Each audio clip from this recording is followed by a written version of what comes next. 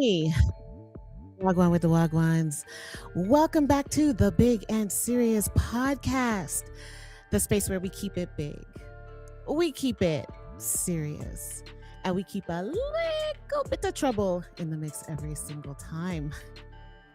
I'm your hostess with the mostest, Angie Goodaz, coming to you live from Toronto. And it's a little bit cold outside, but it's all right. It's not too bad. You know why? We're keeping it hot in here regardless. And tonight, we're holding space for legacy. We're holding space for culture. We're holding space for the voices that shaped us and the voices that are shaping us coming next. So, we're going to big up local brilliance. We're going to honor the life and the work of the legendary Coco T. And we get to sit down and hold a vibes with Juno award-winning reggae artist Kirk Diamond. But before we get into any of that, you don't know. Watch my video. Ladies and gentlemen, Massive and crew all across the world, introducing Angie Goodaz, the hostess with the mostest, big and serious podcast creator, yeah, creator and producer, big energy, big heart, big true, when it's selector. Good evening, my people. This one is a special dedication to a woman with grace, vision and soul. Angie Goodaz, when Angie speak, the whole room listens. Heart so pure, yeah, the truth she giving, big and serious, love in every session. What happened? Oh, we gotta do that again. I don't know what happened. Oh, hold on. Well, that was just crazy. What just happened? What did I just do there? Anyway, it's fine. That messed me up. It's your girl, Angie Goodaz. Welcome to the Big and Serious Podcast. Settle in, because tonight we're going to hold a vibes. It's going to be an amazing episode. So I'm excited. You should be excited. And we're going to keep it moving. All right. So tonight we are going to big up a local business. We're going to, give her flowers and all of that fun stuff. So let us begin with the big up. All right. So tonight we are going to take a moment during our big up where we shine a light on the people doing good work in our community. Right. And it could also be events. So if you have an event or a business that you want us to big up, by all means, send us an email. Angela at Big and Serious. No, I'm losing it. Angela at angiegoodaz.com, and we will we'll highlight the thing for you. So tonight, Toronto, we are bigging up Oh Give Me a Break, a self-care sanctuary run by Sunshine. Sunshine is out here creating a whole ecosystem of self-care, rest, all of it. Not the normal, you know how normally it's all about the hustle and the bustle, the hustle culture, not the grind culture. Actual rest, actual softness, actual care. We're talking about curated self-care boxes. We're talking about body butters, oils, scrubs, affirmations, candies, shirts, mugs, all of it. And a vibe that feels like your favorite auntie telling you, sit down and breathe. You know when your favorite auntie comes to you and she says, yo, do too much, just sit down and breathe. Happy Thursday to Bree Cash. Welcome to the building. So the name alone, oh, give me a break. Because you know what? Sometimes that's exactly what you need. Sometimes you just need a break. And sometimes you're literally sitting there thinking, oh, give me a break. So big up to Sunshine, big up to Oh Give Me a Break, and big up to everyone choosing rest in a world that keeps on asking for more. And of course, you can find her on Instagram. Just search Oh Give Me a Break, and you will find her. And big up the thing. Tell her Antigua sent you. All right. And with that, that is your big up. You're welcome. And you know what? I'm just gonna take a moment to slay.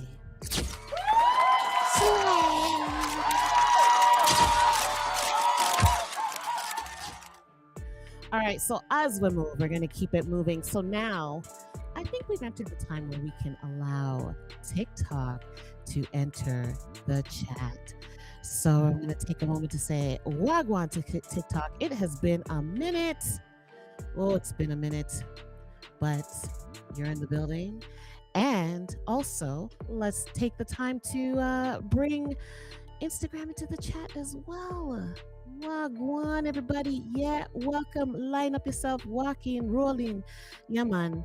Rolling, Yazid. So tonight we are actually going to get into the serious Ting. And it's funny because I didn't even realize, like, we are so, when you're just in alignment and you're timely and you just don't even realize it. Yeah, it's one of those things.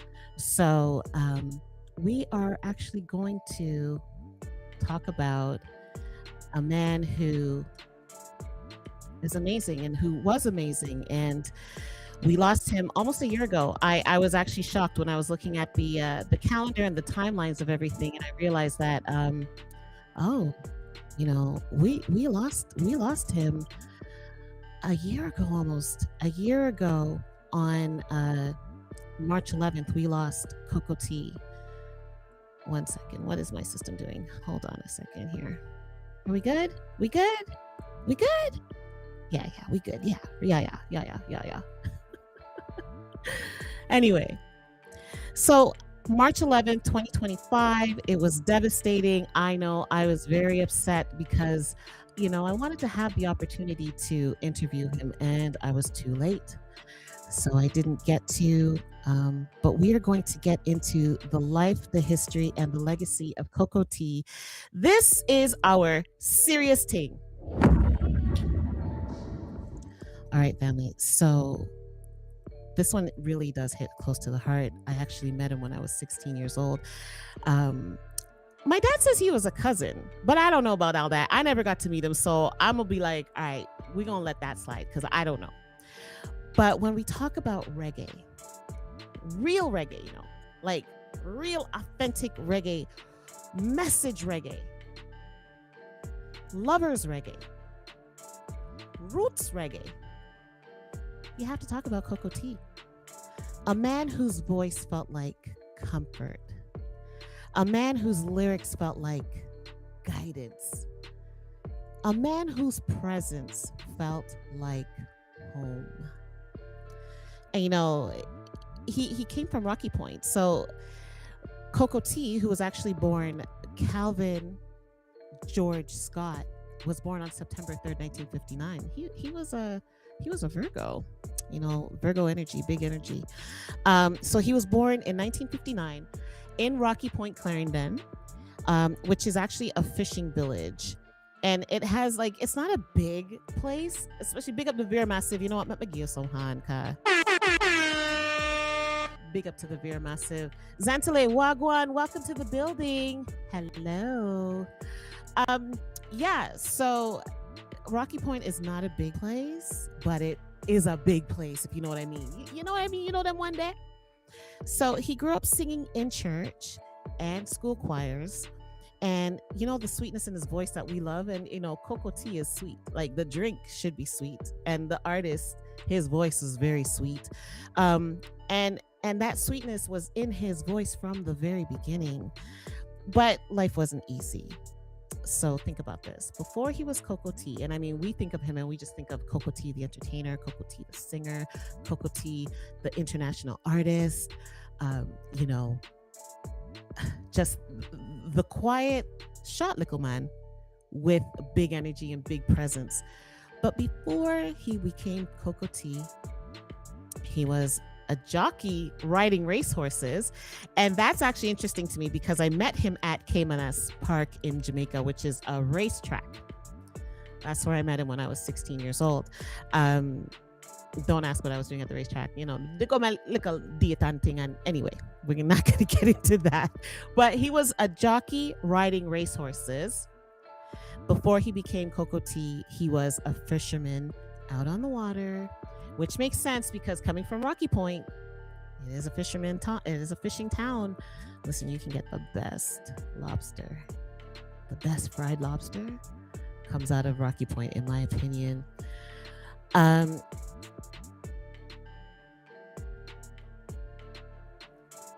Whatever. Anyway, sorry, somebody just messaged some weirdness. Anyway, those strange. So he was a fisherman out of Rocky Point. He was also a young father. He was just a young father trying to make ends meet, feed him, picnic them, feed his children them. Music wasn't a straight path. It was a calling that he kept returning to. So it wasn't like he was just like, oh, music, I'm going to go do that. No, he kept leaving and coming. It was really interesting because you think like the way he was, especially when he passed, and the way his career was, you'd think that, oh, he just went right into music and that was it. But that really was not even the case. So he actually had his first recording. Can you imagine doing your first recording and it doesn't go the way you want to? So you're like, I don't know about this. I don't think this is what I want to do.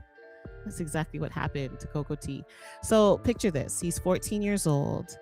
He records his first song, right? And in Jamaica, the culture, like if you're an artist, you're going for that artistry life.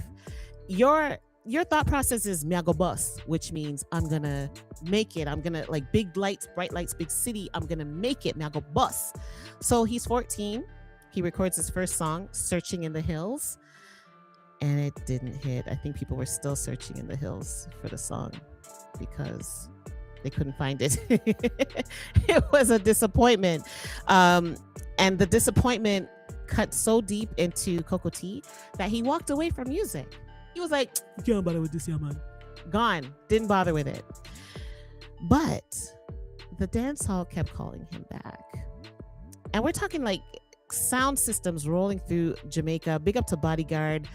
I really am not sure if Bodyguard was a part of the picture back then.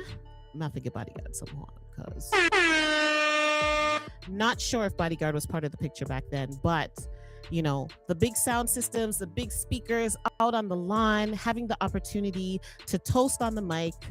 Yes, there's a theme, but having the opportunity to toast on the mic, all of that, it just kept calling Cocoa Tea back. Come back. Come back, come back. And, he's testing his lyrics live. He's sharpening his skills. He's sharpening his craft. And he's doing it all in real time in front of real audiences where, you could be made or broken. He's doing all of that.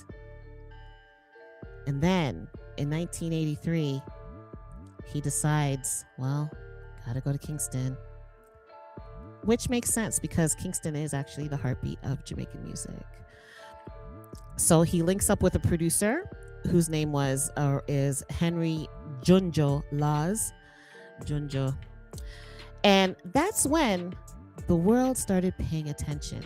So it almost makes me wonder, no disrespect to the original producer of Searching in the Hills, that song that he did when he was 14, but I wonder, was it a producer issue? Or was it a musical delivery issue on the part of Cocoa Tea? Because for him to link up with a new producer and the world sits up, straightens their spine and says, wait, then how this? It makes you wonder, right? Like, and that might be one of the questions I asked Kirk when he walks into the building. Does the producer really make or break the artist? Can the producer really make or break the artist? And you think, like, you have more than just the producer. You have your producer, you have your mixologist, if it's not the same person, mixing and mastering, writers, if you're not the songwriter, all of that. But like in that team of people who make music, Is the producer the one that can make or break you? So anyway, back to Cocoa T. He links up with he and by the way, share the live, share the live. Tell your friends about it. Tell them that we're here in the building, okay? So Cocoa T links up with Henry Junja Laws, and that's when the world pays attention. And the hits came quick. We're talking Rocking Dolly. We're talking I Lost My Sonia. We're talking Who's the Champion? And, you know, the effortless Cocoa T delivery was his signature. Like, it was there from the very beginning. And if you go back and you listen to his early tracks, that same delivery is there. I wonder if he had it at 14, but the delivery is there. So we get into the 80s and the 90s. And throughout the 80s and the 90s, Cocoa T became one of the most beloved voices in reggae. He just became one of the beloved voices. You just loved him. And he didn't stick to one producer. He spread his craft. So he worked with King Jammies. He worked with Gussie Clark. He worked with Mr. Do, and he worked with Fatis Burrell. And these are all big producer names. My guest is in the building. These are all big producers. So of the four, I'm going to tell you some of the songs that he did with them. King Jammies, he does Young Lover and Tune In. Two big tunes, right? Gussie Clark, he does Holding On. Mr. Do, he does Rikers Island. And now I'm gone on Rikers Island. Yeah. With Fatis Burrell, he does Good Life, which is my favorite Cocoa T tune. Favorite. He does Good Life, and he does She Loves Me Now. And these weren't just songs, they were eras. Like, they were just moments in time, like just changing the shape of reggae and the way we listen to music and the way we vibed out to the music. And he had a message in the music. He had the soft voice with the strong words. And again, he's just a little man in stature, but with a big aura. Like nowadays, people say, the kids say, he got aura. Yeah, Cocoa T got big aura, okay? He sang about love. He sang about unity, spirituality, injustice, global politics. And Rikers Island actually warned young Jamaicans abroad about the streets, right? Oil Ting challenged the Gulf War, and it actually got banned in England. So you can imagine Cocoa T having a song that's banned in England, but it still becomes #1 in the US. So it's beautiful when one market doesn't make or break your career. You have a whole world that you can conquer, right? So if one market says, we're not playing that tune, there's other markets that'll play it. So one of the really cool things, or a few of the really cool things about Cocoa T was, one, he didn't need theatrics. He never did any wild, crazy things. You just didn't see it. He didn't do it. He didn't need controversy. I mean, Google it. If you try to find, some instance where Cocoa T was involved in drama, I wish you luck. And all he needed was a mic, a good rhythm. And I don't even think the rhythm had to be good, but he just needed a mic, a rhythm, and his intention, and that was it. So by the late 1990s, Cocoa T is touring the world, okay? Reggae Sunsplash, international festivals, global stages. He became a cultural ambassador without ever calling himself one. And even when I met him, he was so humble. The man had on his, the mesh marina? By the time I met him, this is 93, met him in 93, and he's already big. He's already big by then. And the man just had on, he had on his Rasta hat and a pair of jeans and with his Rasta belt. And he was actually the reason why I bought my first Rasta belt. And he had on his mesh marina. That's it. Just chilling outside Cayman Ass Park.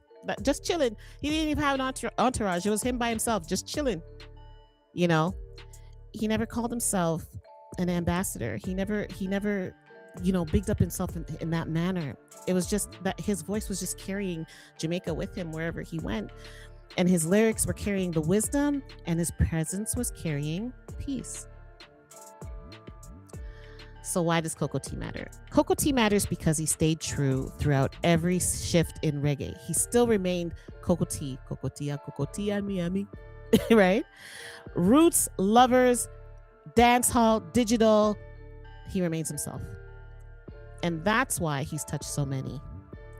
And that's why he influenced artists like my guest tonight, Kirk Diamond.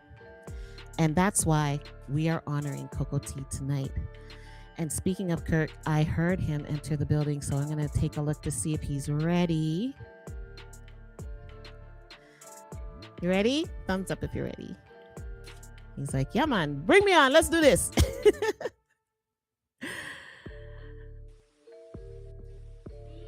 Hello. Wagwan.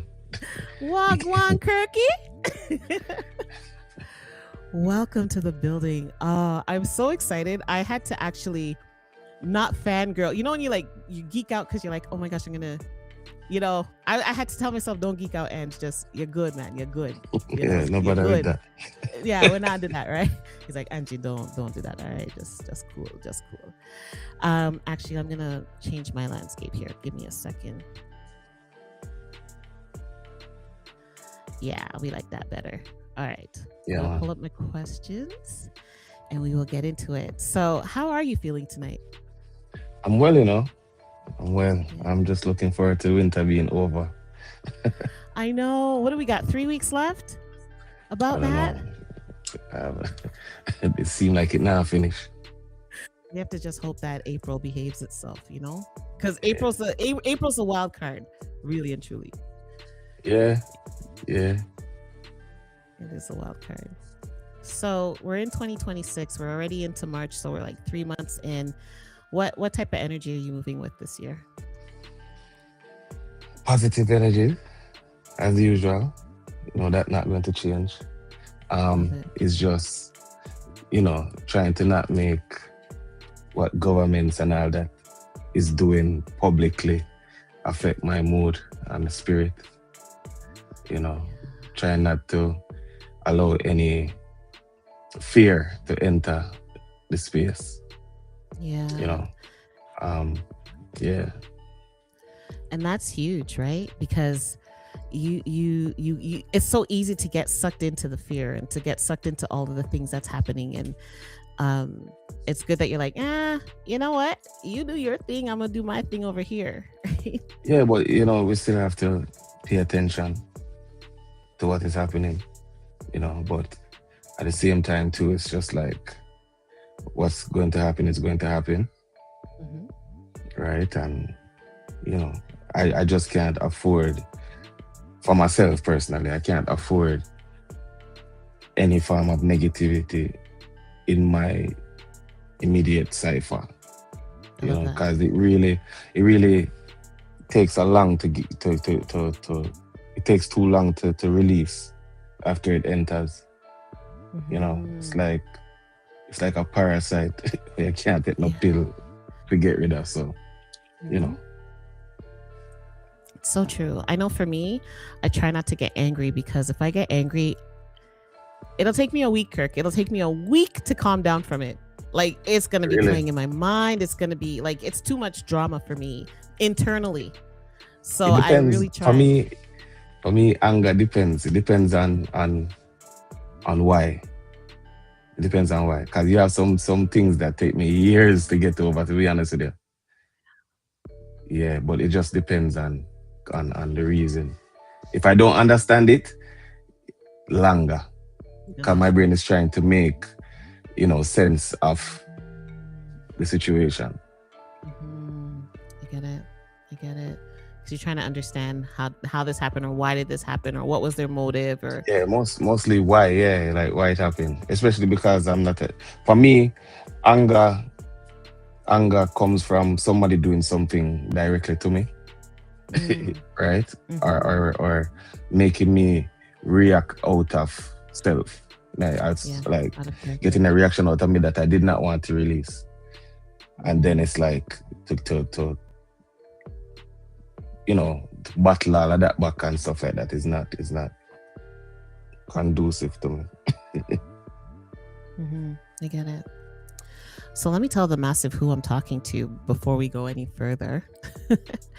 I am speaking to Kirk Diamond, Juno award-winning reggae artist, cultural voice, and lyrical craftsman. As I listen to some of your the way you carry your lyrics on some of those songs, and every single time I can listen to the song like 20 times, and every single time I get blown away. I'm just like, yo, Thank you. So it's an honor and a pleasure to have you here in the building. I'm gonna give you a big up It's an horn honor. because thank you. It's a long time coming. First time Yeah. on this podcast, here on my own, and thank you for being here. And I'm gonna give you a horn.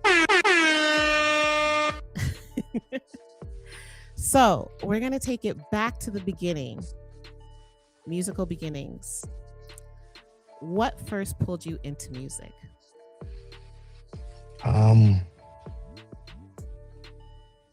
Church. I would say church, but not in the way that most people would say church. A lot of people be like, yo, they start singing on the church choir and this, that, and the third. For me, I didn't want to go to church. Yeah, it's a place that I just didn't want to be in there. Yeah. So, my cousin and I would sneak out when our grandparents weren't looking, and like, this is Jamaica, so go underneath a plum tree like a black down and just start listen to music or DJ and stuff like that. And that was like first love. Like, I really, really like this feeling, Yeah, so it was that. And then, migrating to Canada, I realized that the music was the only anchor that I had to Jamaica after I left. Oh wow. So it's like Okay. I dived fully into reggae and dancehall, sound system, like the whole culture, not just the music, the whole culture of it. Just because I didn't know anything else other than Jamaica coming here, and I refused to let go of it. So after, I want to say maybe like high school, it was, didn't want to do anything else really. I had already put so much time knowing the craft, or believing that I knew the craft well enough to be able to pursue it. And that's what did it. Wow. That's really interesting that, it was the feeling that made you, I got to do this. I love how I feel doing this. Yeah. It's funny because they say if you find your passion and you just pursue your passion, all the other things will come because of that energy level that you're on, right? 100%. So it's really interesting that you walked that path, you lived that. So Matt asks you, when you sit down under the tree with your cousin, do tune and thing, didn't grandma and grandpa come looking for you to go to church? No, because we know the timing. So, for example, you have Sunday school start 8 o'clock, and then big people church start 11. Right? So we wait till maybe like 11:15, 11:30, and then we dip. But then we know when the icicle and fudge man come now and start sell female icicle and fudge, the church almost over. Yeah. So then church over like 2:30. So we're back in church at 2 o'clock. Just I wait for them to say, yeah, it's a wrap. Or I would find my grandmother at like 2 o'clock and say, yo, I can get an icicle. Right? And then she probably, at least Mama wasn't an idiot either. Mama don't say I wasn't in the church. But it's just, I'm not causing no trouble. I'm not disrupting nobody. So it's like, make him go on. Yeah. Making money, nah, they're not near, man. Because I was gonna say, sometimes it depends, because sometimes in church the adults would be so busy that they really don't understand, or like they don't realize what's going on until you make a noise or something. Then they're like, hold on there, I'm gonna tell you to sit down. Yeah. So Yeah. that's really funny. Yeah. So it's like everything So that I've done with my career has been based on that moment that I just described. Everything started really, there. Yeah, man. wow, that's really cool. Mm. Do you ever think like if you did end up going to church, if you did end up like just not paying attention to what you actually wanted and doing what grandma wants you to do, would you still be Kirk Diamond? Um, I don't know who I would be. I don't even know if I'd be here. It's one of them things where it's like when you find your purpose. I mean, you use passion earlier, but for me, it's purpose. It's Mhm. it's like what else is there other than purpose? Yeah. And if you don't find a purpose and you're chasing it, or if you had your purpose and you gave it away, then you have no business being on earth anymore. You just have to wait for die, Ooh. basically. Ooh. Yeah. Very Yeah. true. 'Cause it's You like have your this purpose is and you give it away. Hmm. yeah, yeah. Your purpose is your passport for being alive, in my opinion. Your Yeah. purpose is your passport for being here. And without it, then you're here illegally and you're just literally you're waiting to be taken away. And Yeah. I can use um Whitney Houston as my favorite example of that. She's the Please do. greatest singer the world has ever had. Hmm. And for whatever reason, she stopped doing her purpose, and the first thing that left was her voice. And after her voice left, she wasn't long after to go. That's right. That's But right. then look how much other singers came after her, still continuing the journey and the purpose that she had. Yeah. But at And least she even made a mark. yes. Yes. For that period that she was living her purpose. Right.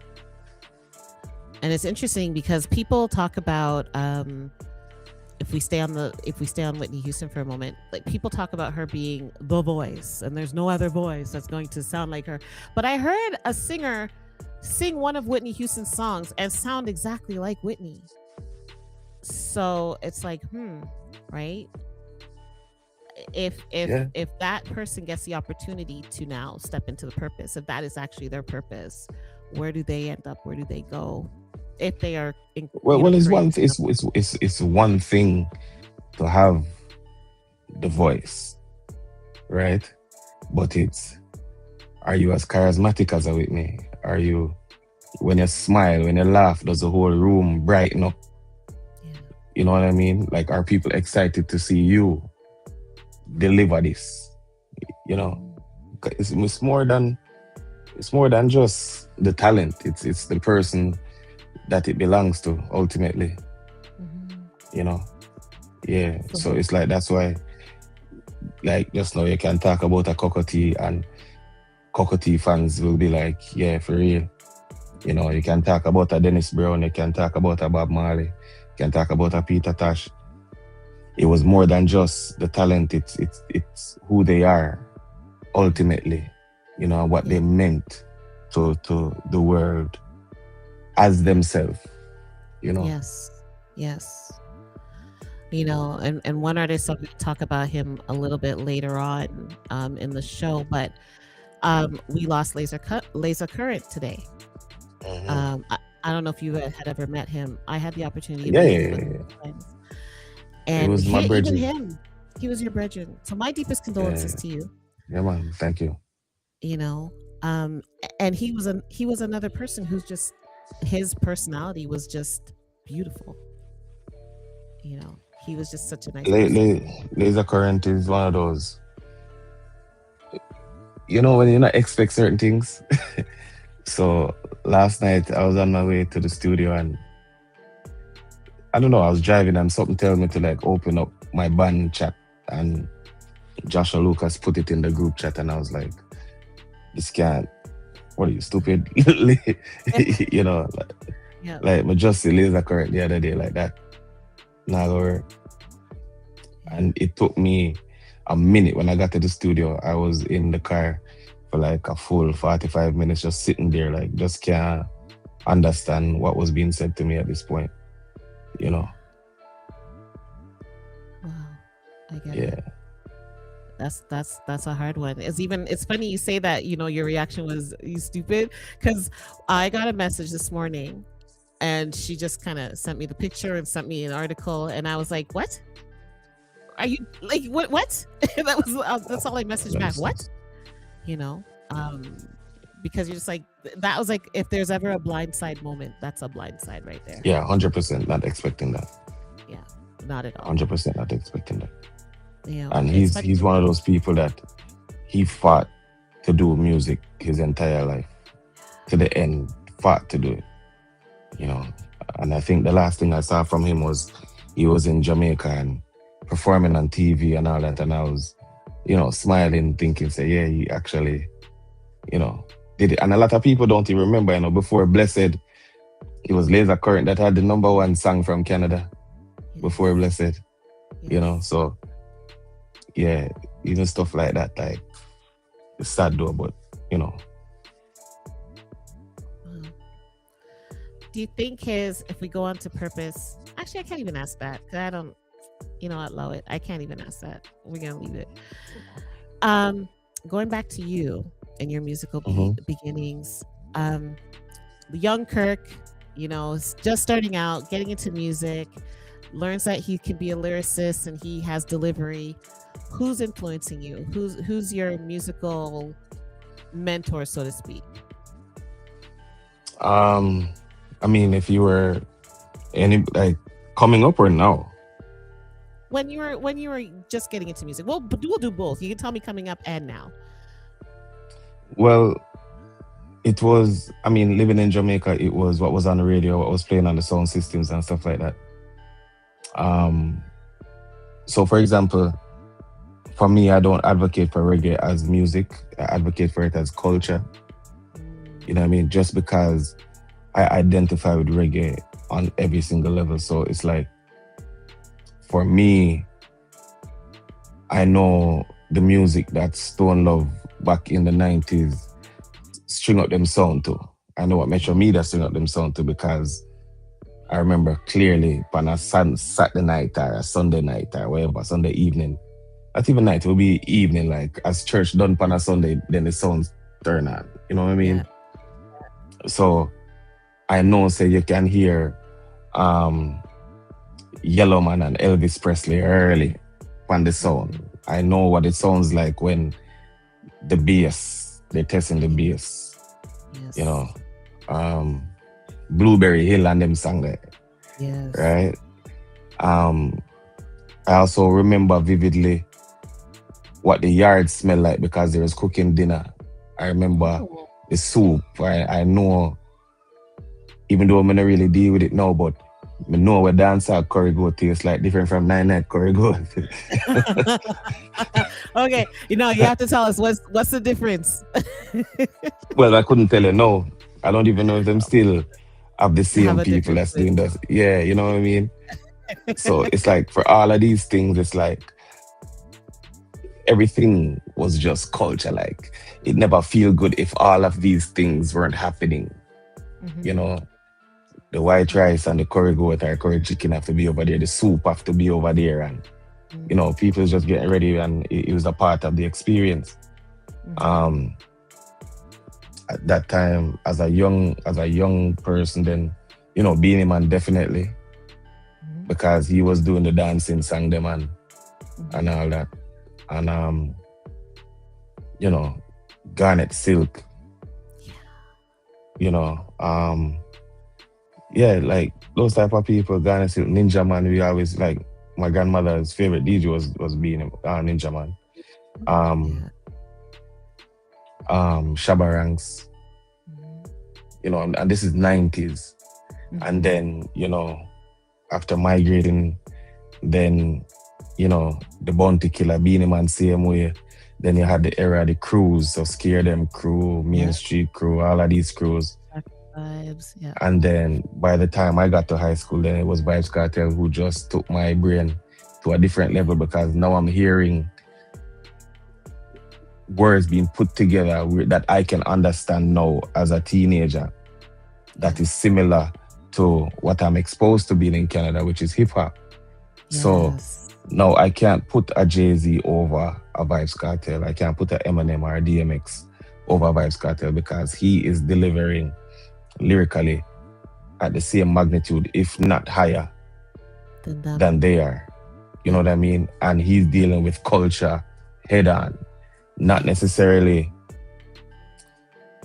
Um, he's saying stuff that we could relate to or we see being Jamaican or Caribbean people or whatever, versus me at 16 listening to somebody talking about Ferrari and Bentley.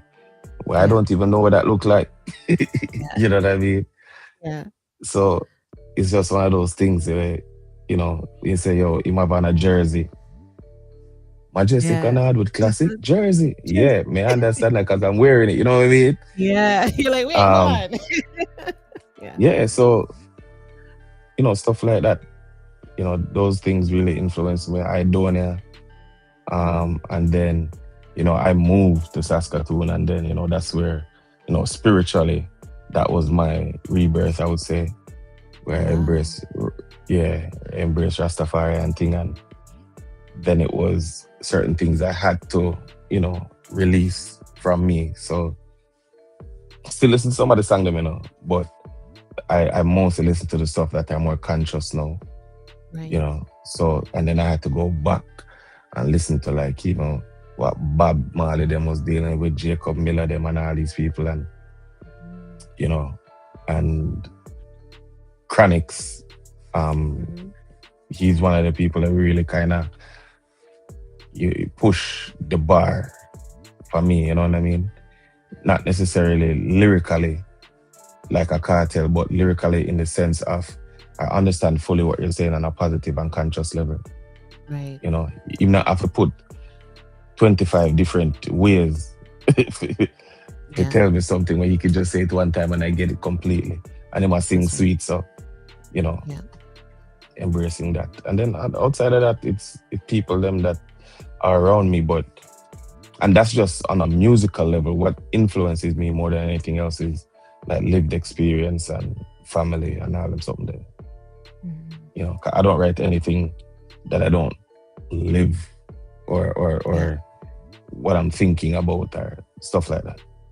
Mm-hmm. Mm-hmm. I get it.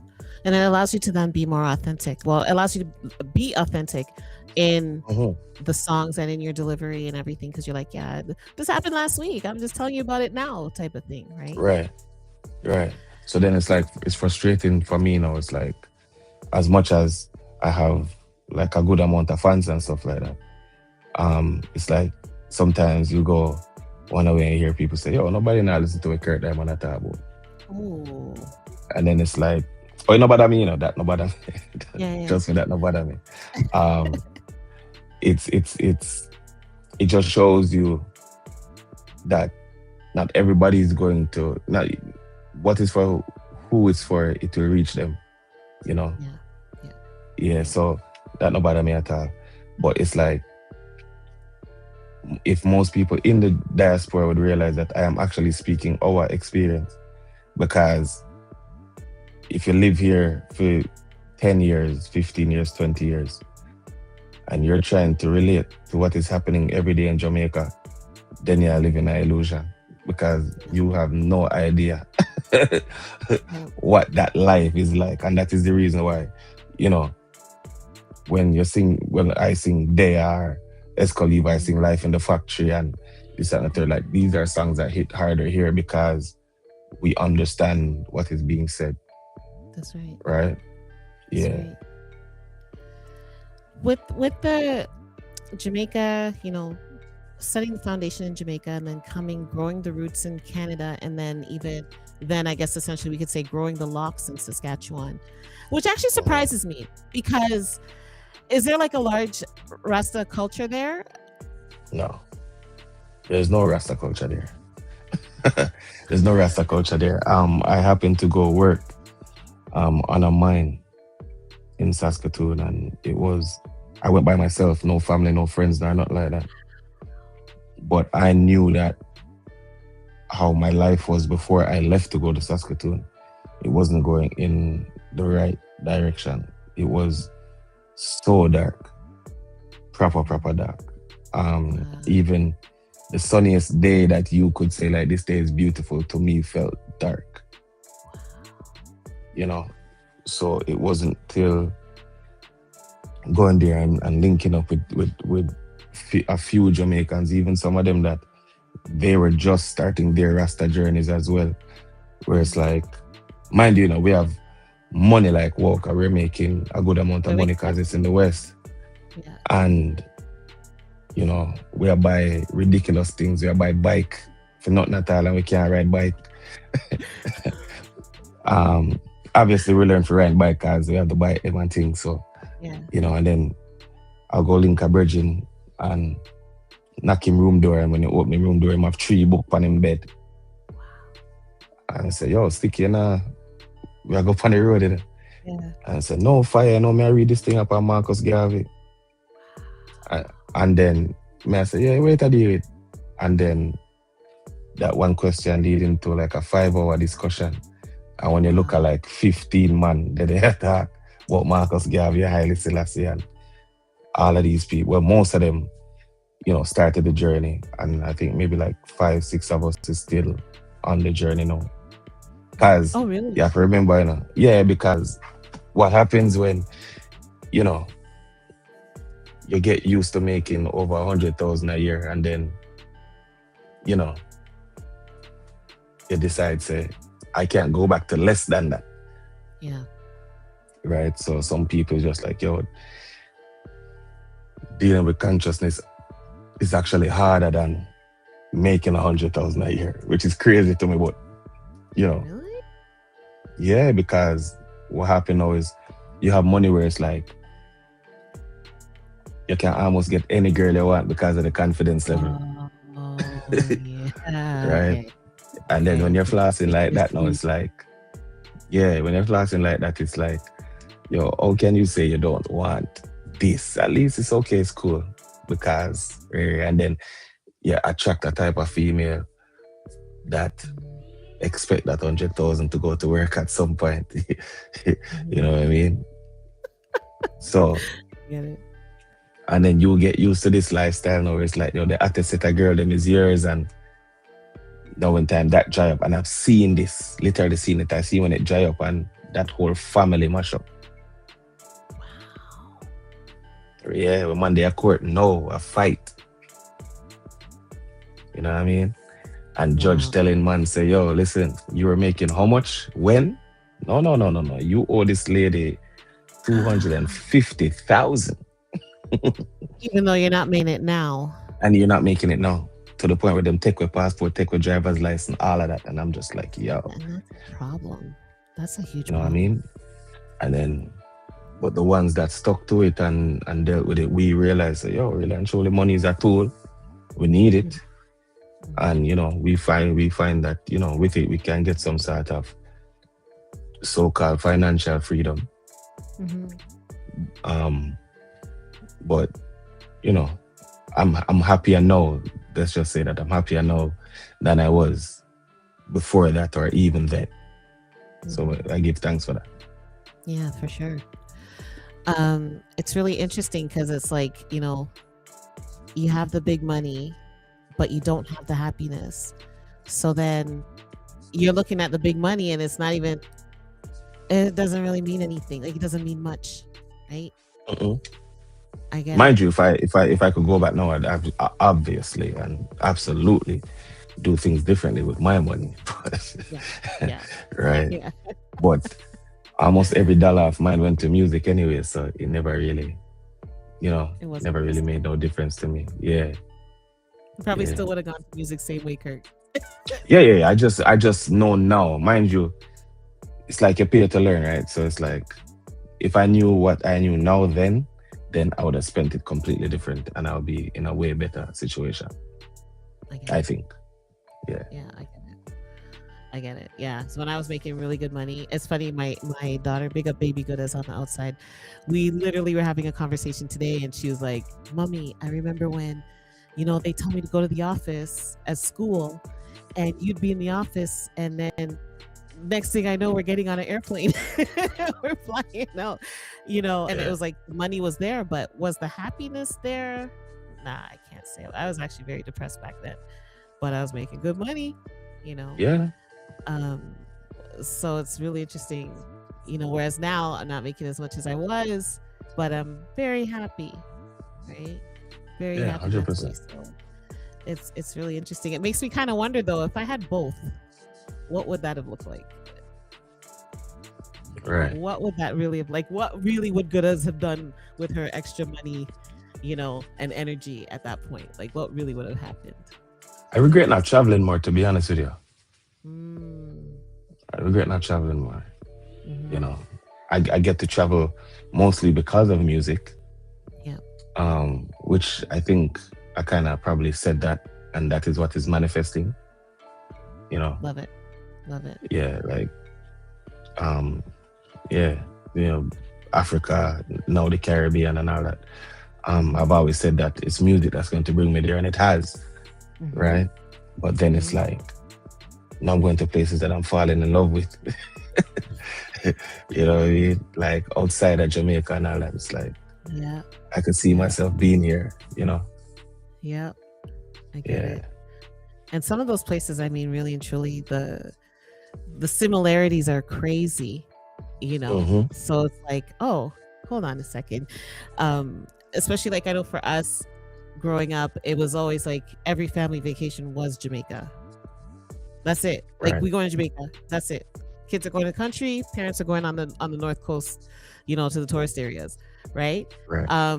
But then when you start really looking and you're like, oh, there's so many other places. Oh, this place is cool. Oh, that place is Right. cool. You know, that's one thing. When I had the money, I traveled. I took the kid. We went places. So that really, I'm joyful for that. I don't regret any of that. So it's a beautiful part of it. But yeah, there's so much outside of, you know, the two worlds of Canada and Jamaica that, you know, we definitely have to explore. Right. And we will get into your trips as we get further down into the interview.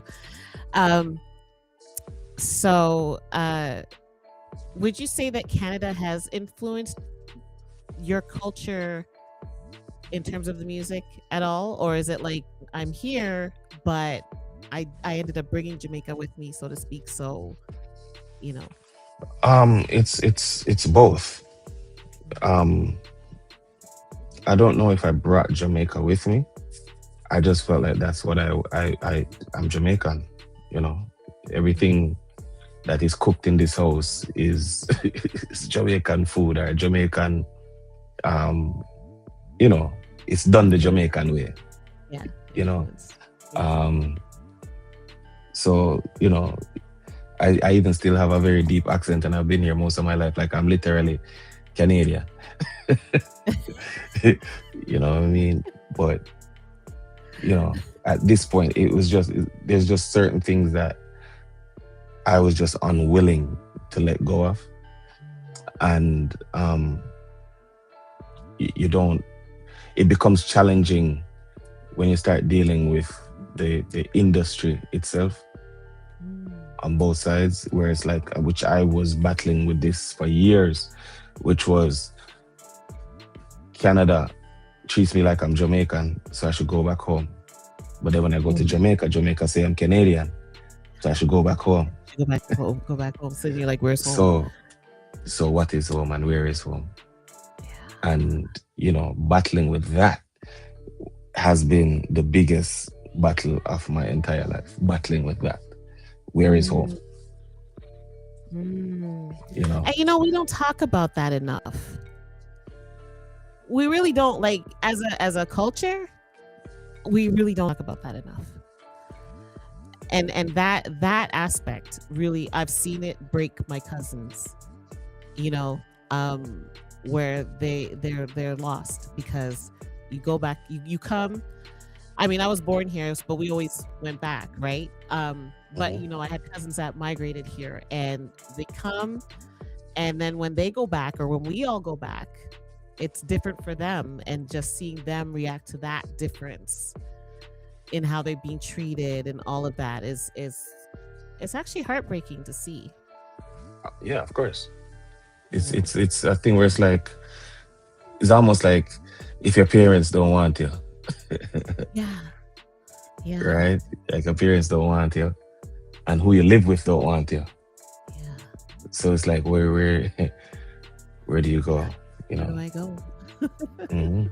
And then when you find now, when you start talking to a lot of people, you realize that a lot of people are having this exact same identity crisis. Yeah. Yeah. You know, and it's kind of double for us because or triple, I would say, because some people will have it say, the whole African thing where it's like, we don't even know if you're supposed to go back to Africa, where Where where in are you Africa do going? you go? You know what I mean? Where are you going? And then no, the place that you settled on to say, well, okay, then this is home. We started over here. Is now saying we don't really want you either. Yeah. Yeah. If I find And then somewhere where to. you are is saying, you could go back to where you come from. And where you come from Where is do I like, come we don't know from? you anymore. Right. Yeah. Oh wow, it's crazy. It really is crazy. I think I do have to make that a topic on the podcast one week because it is a deep, it's a really deep thing. It's a really real thing. And I've seen people go to like come from Jamaica, go back a few times, and then they just don't go back. So now it makes me wonder, is it the heartbreak of how you're being treated that makes you not go back? Right? I, from my experience, I would say that's a big possibility. Yes, Mm-hmm. 100%. That's a big. For me, yeah, That's yeah, it right there. I get it. yeah. I get it. We're gonna lighten it up. The Junos. Hmm. So you've touched the Juno stage more than once. What did that first Juno win mean to you?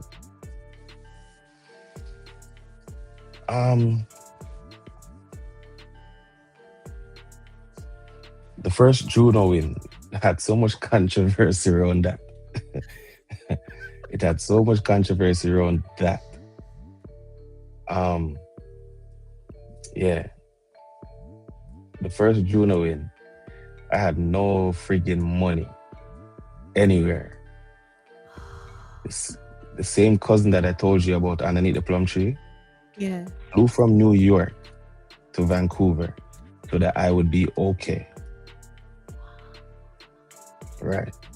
Because my entire account was being held because people were saying that I owe money. And after the Junos was done, it turned out that they owed me money. Oh wow. So yeah, didn't have money for a suit. Didn't have none of that shit. So like my cousin's the one that really took care of all of that. Oh my gosh. The week before the Junos, I was in the hospital. Nobody don't know what's wrong with me.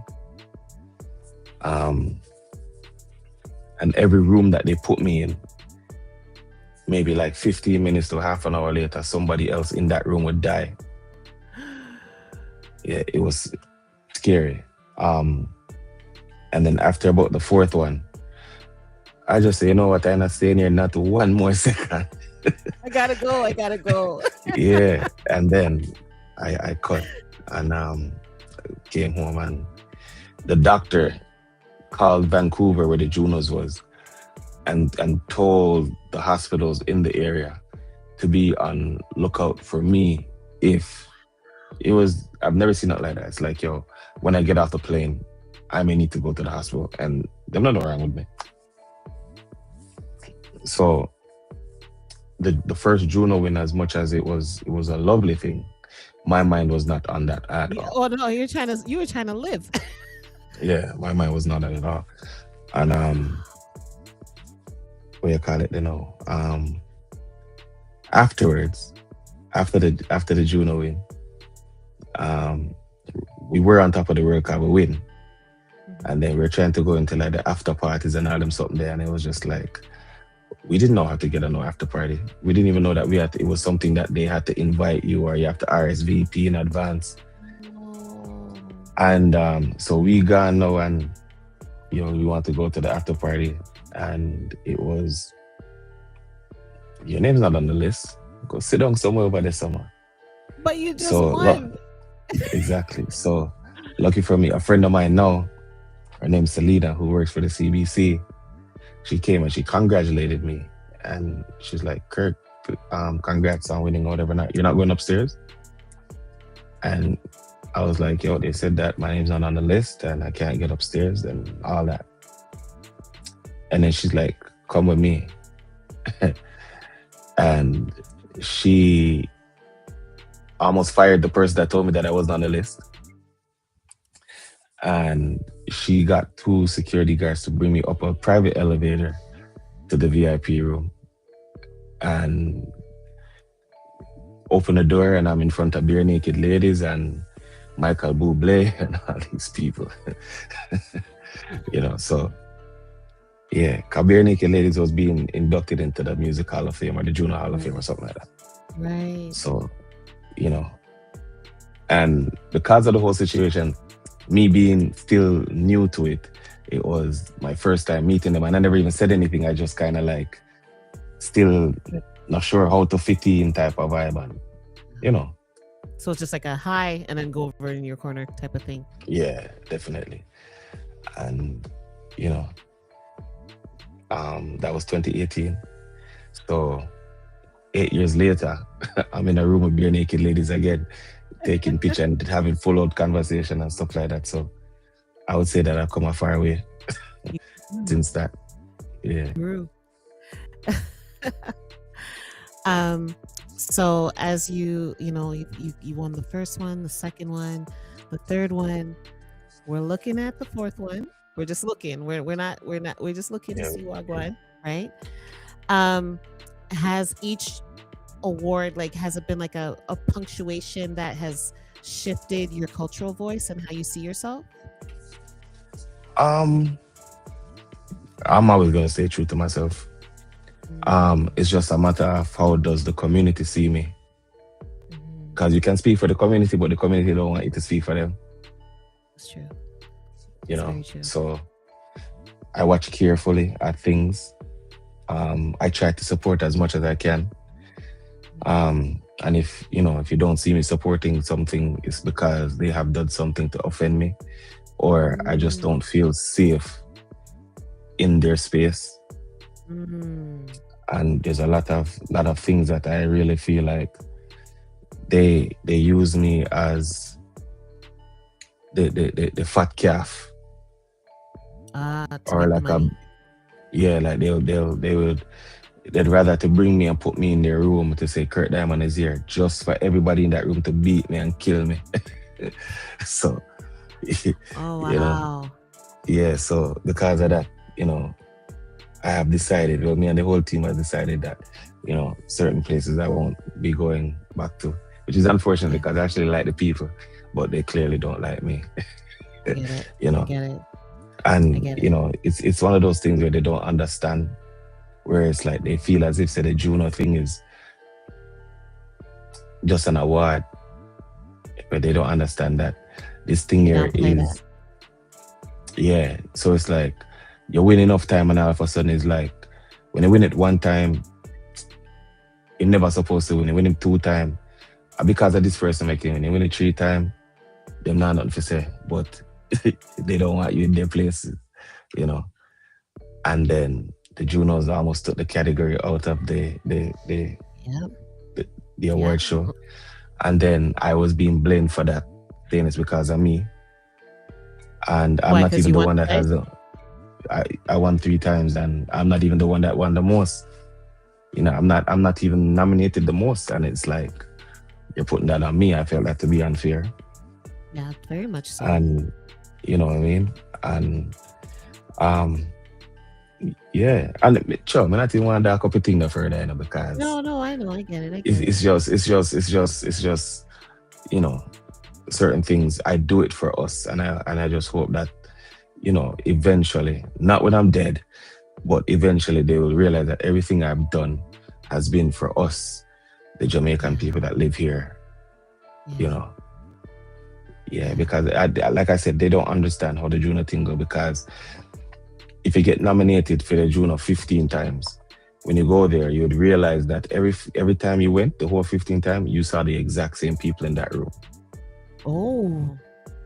right? No one different. Because Juno's is not a one and done type of thing. It is literally a consistency game. Say, yeah, you win it one, but it's probably a fluke, right? I have Mhm. 3.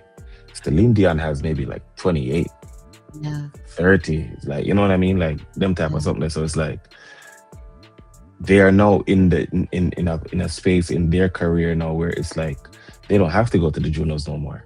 Yeah. But every year when the Junos is coming, it's their face that you're seeing that they used to Oh, advertise it, yeah. Oh, yeah, right? yeah, yeah. I get it. And I get then it. and then when they do come back, it's to be honored in the right way. Yeah. It's not because they need an award or not like that. It's to say that this person did this in this country and they should be looked at as some sort of musical national hero for this country because they did this. Mhm. Ultimately, that is what I'm working for. Because Yeah, I why did do not? this. You know what You I did, mean? I did do 100%. this. I did speak about the culture. I waved our flag loud when nobody else was. Yeah. You know what I mean? Yep. Yep. Um, And in spaces where nobody else would. Like, yeah. let's be for No. real, right? Right. So it's like I was forced to, not forced, but I felt like it was necessary to be able to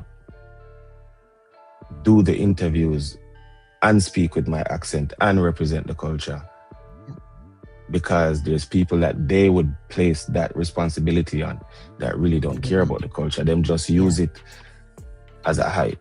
You know what I mean? Yeah. And this is no offense to nobody, but I've seen it. It's like Yeah.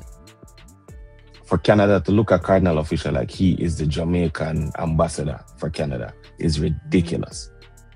Yeah, they shouldn't even, not at all. You can't You come understand with what I'm your saying? Toronto man, slang No. It's and it's say it's I'm you Jamaican. represent a different version of us, Yeah. but the embodiment of the culture is not you. That's right. You, I agree. you know what I mean? I agree. Because even to get that culture, he has to call Jamaica, you know. Yeah. You know what I mean? Yeah. And he's not calling us.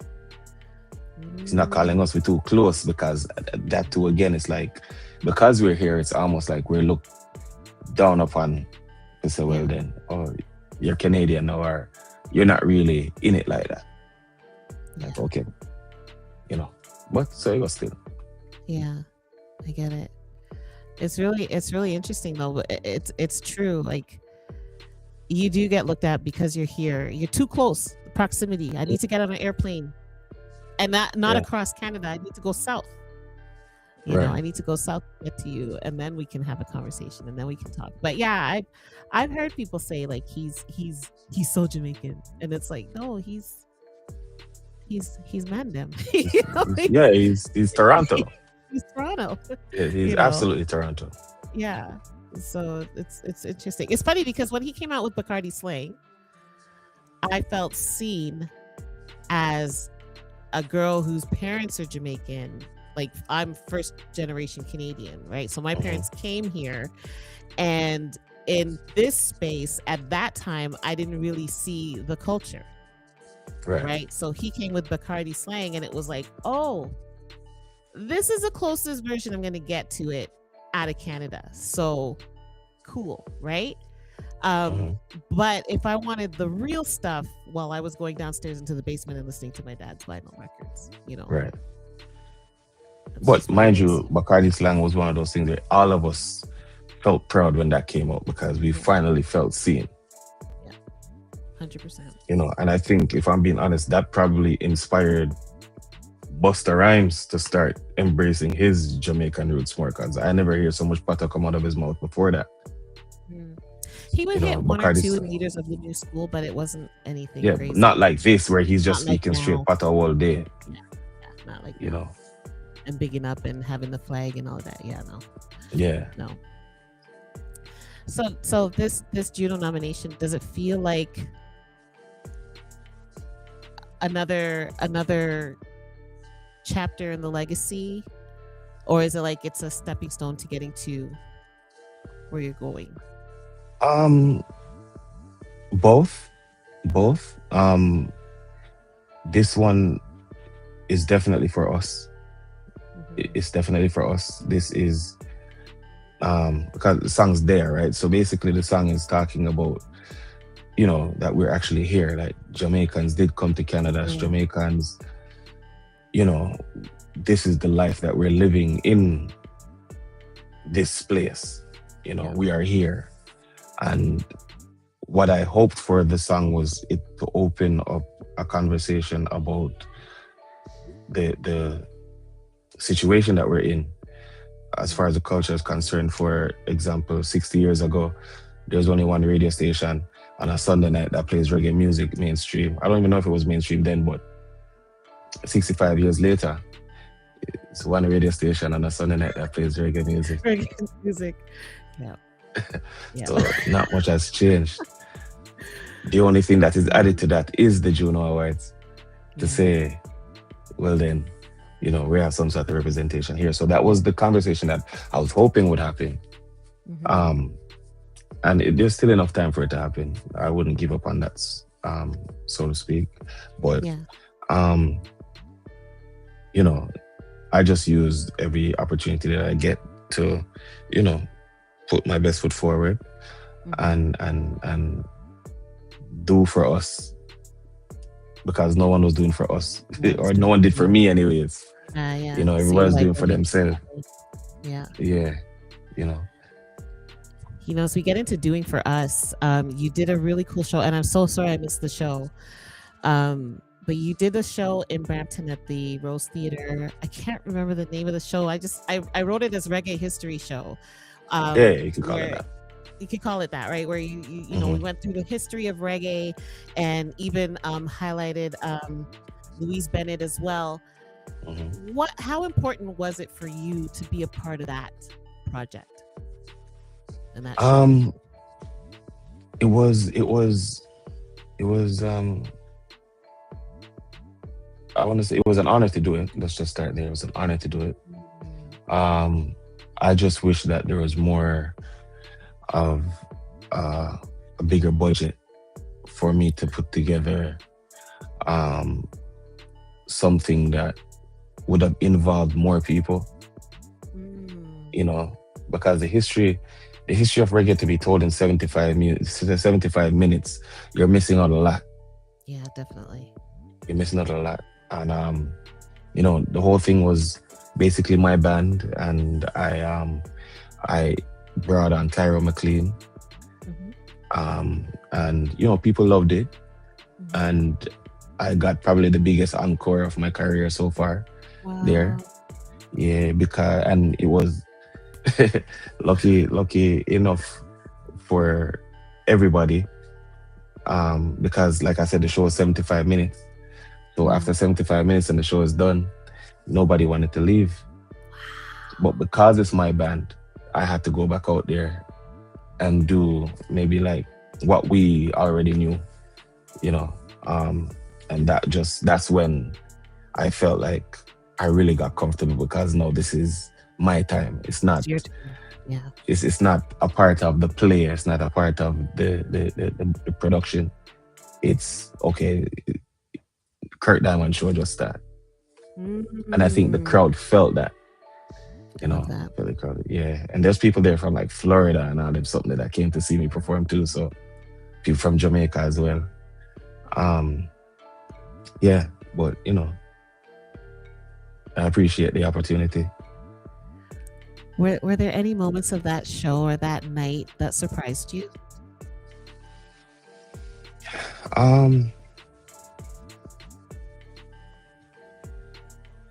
Not really. No? Not really. No, it surprised me, no. I was anxious about it going into the show, but surprised me, no, because it's like once we start going, it's, it's what we do, basically, So We're there. it's that. And and then, it's like after the show is finished now, it's like, then you start going back in hindsight and like, yo, somebody should have sing a Dennis Brown.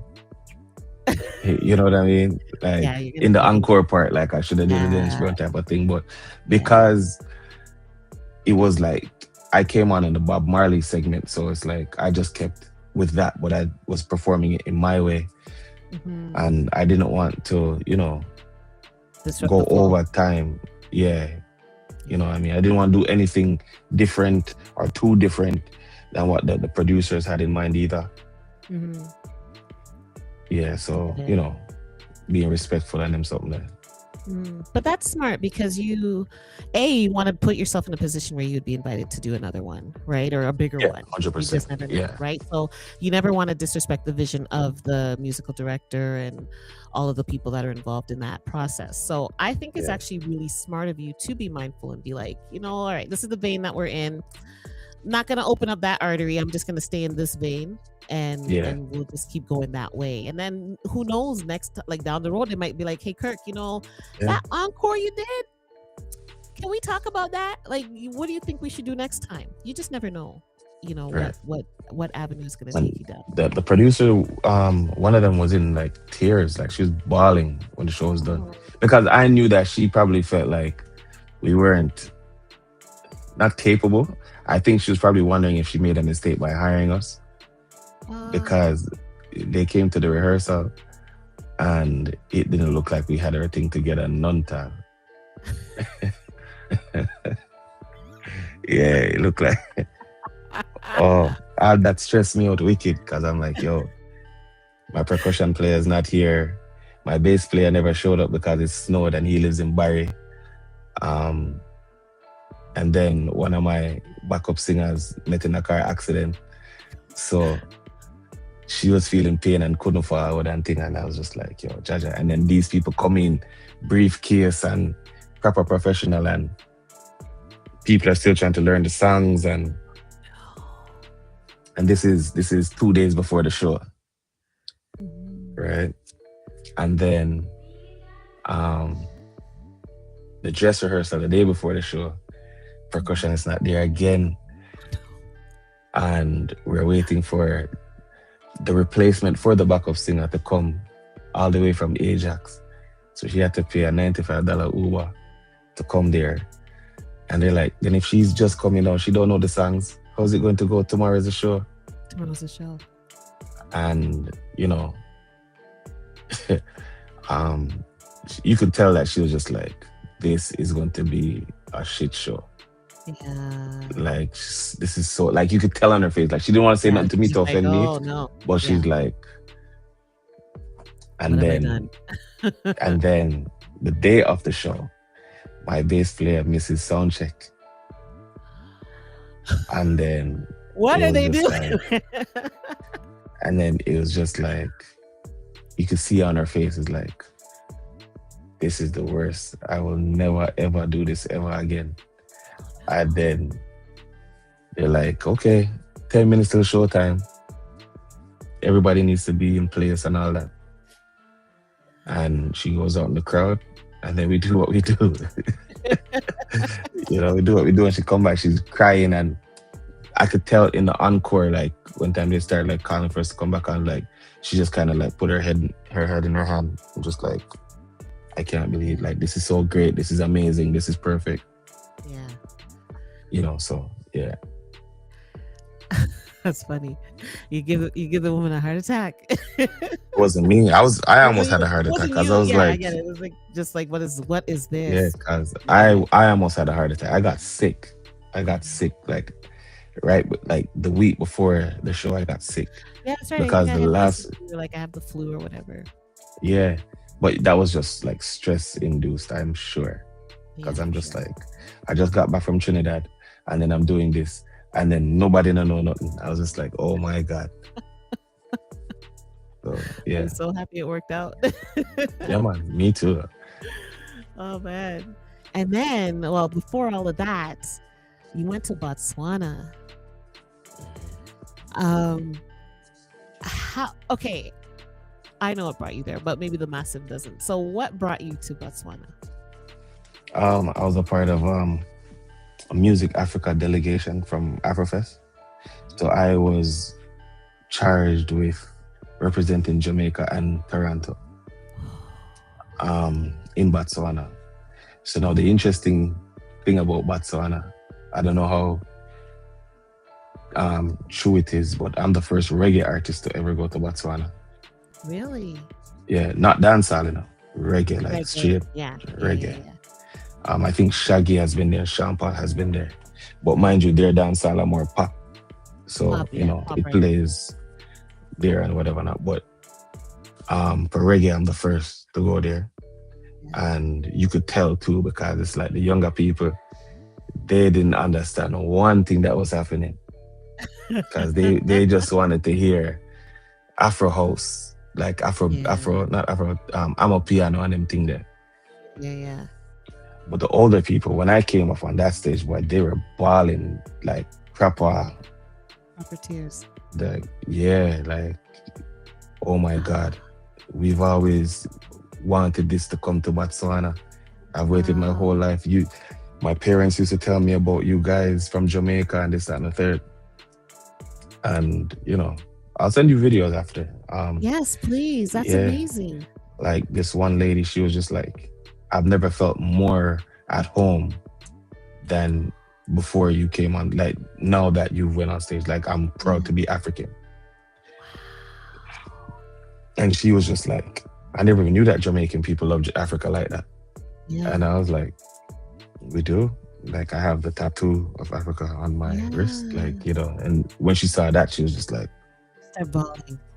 yeah, talk to me for like another hour after that, like just trying to console her. It's like, then this other man came from the VIP backstage, start cussing the promoters,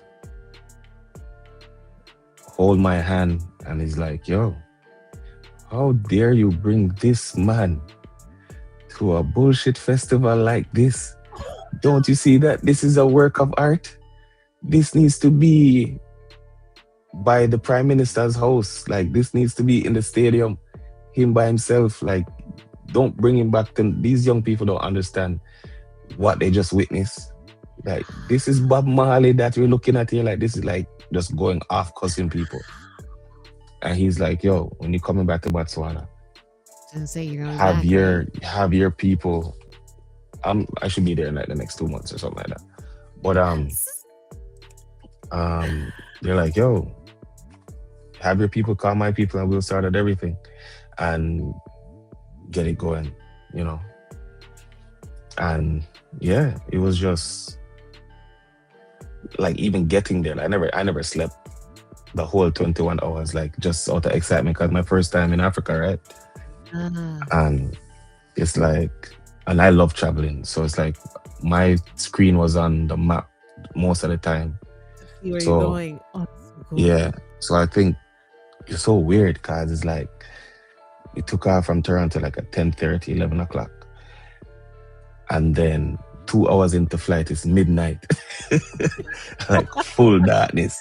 So it's just like, yo, I swear I just wake up. Like, what kind of mess, right? So Oh my I God. think I watched like 2 shows and tried to sleep again or whatever. That wasn't working out. And at the funniest African lady beside me on the first flight, because all she did was cuss about the food that the plane was serving the whole time. It's like, they say this is fish. What is this, my friend? Like, You're like, I don't know. You tell me. I'm like, I'm just there. But mind you, I'm taking in everything. Like these are like, you think you meet Africans before. When you when you get there, then you really realize what is happening. And so then it's like when we get to Europe now, like flying over Europe, I'm on watching the map and I'm like, yo, that's Spain, that's Italy, that's Sicily. This like I'm looking at like their the lights in the nighttime or whatever not. Wow. So get to Greece and all that, and then it starts turning into Africa now. Yeah. So I'm seeing Alexandria, Oh my like right outside of Egypt, and I'm like, yo, I've never seen so much lights. Like this is crazy. So it's And mad bright. yeah, Alexandria, yeah. So I was just like, yo, okay. And then I'm like, that means if I take a 2 hour sleep now, I'm supposed to land, right? Nope. Sleep, wake up, sleep, wake up, look on the map. I'm still in Egypt. I'm like, yo, Meanwhile, we're flying through Europe. Like every 5 minutes, we're in a different country when we're going through Europe. And we get to Africa. When that shit hit Egypt, it's like, yo, this is the biggest freaking place. And I'm looking through the window in the night and can't see not even a light. Like complete darkness. After we passed Alexandria and Egypt, it was just like, yo. And then, sure enough, sunrise, and then the greenest green I've ever seen outside of Portland. And we're in Ethiopia, and yeah, as a Rasta, to the first place I'm landing is Ethiopia. I'm just like, yo. Right? And we land in Ethiopia and never stayed no time in Ethiopia because we had to take a next plane to Zimbabwe. I flew from Addis Ababa to Victoria Falls, and it's just like, mind you, I'm thinking like the most ignorant shit ever. I'm like, yo, this plane has so much white people.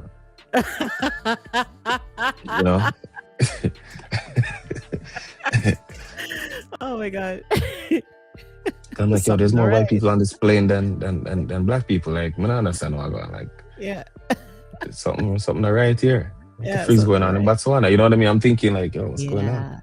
And then when we get to Victoria Falls, now I understand what's going on. Like, these people are paying like crazy money to go walk up and down with lion. Oh.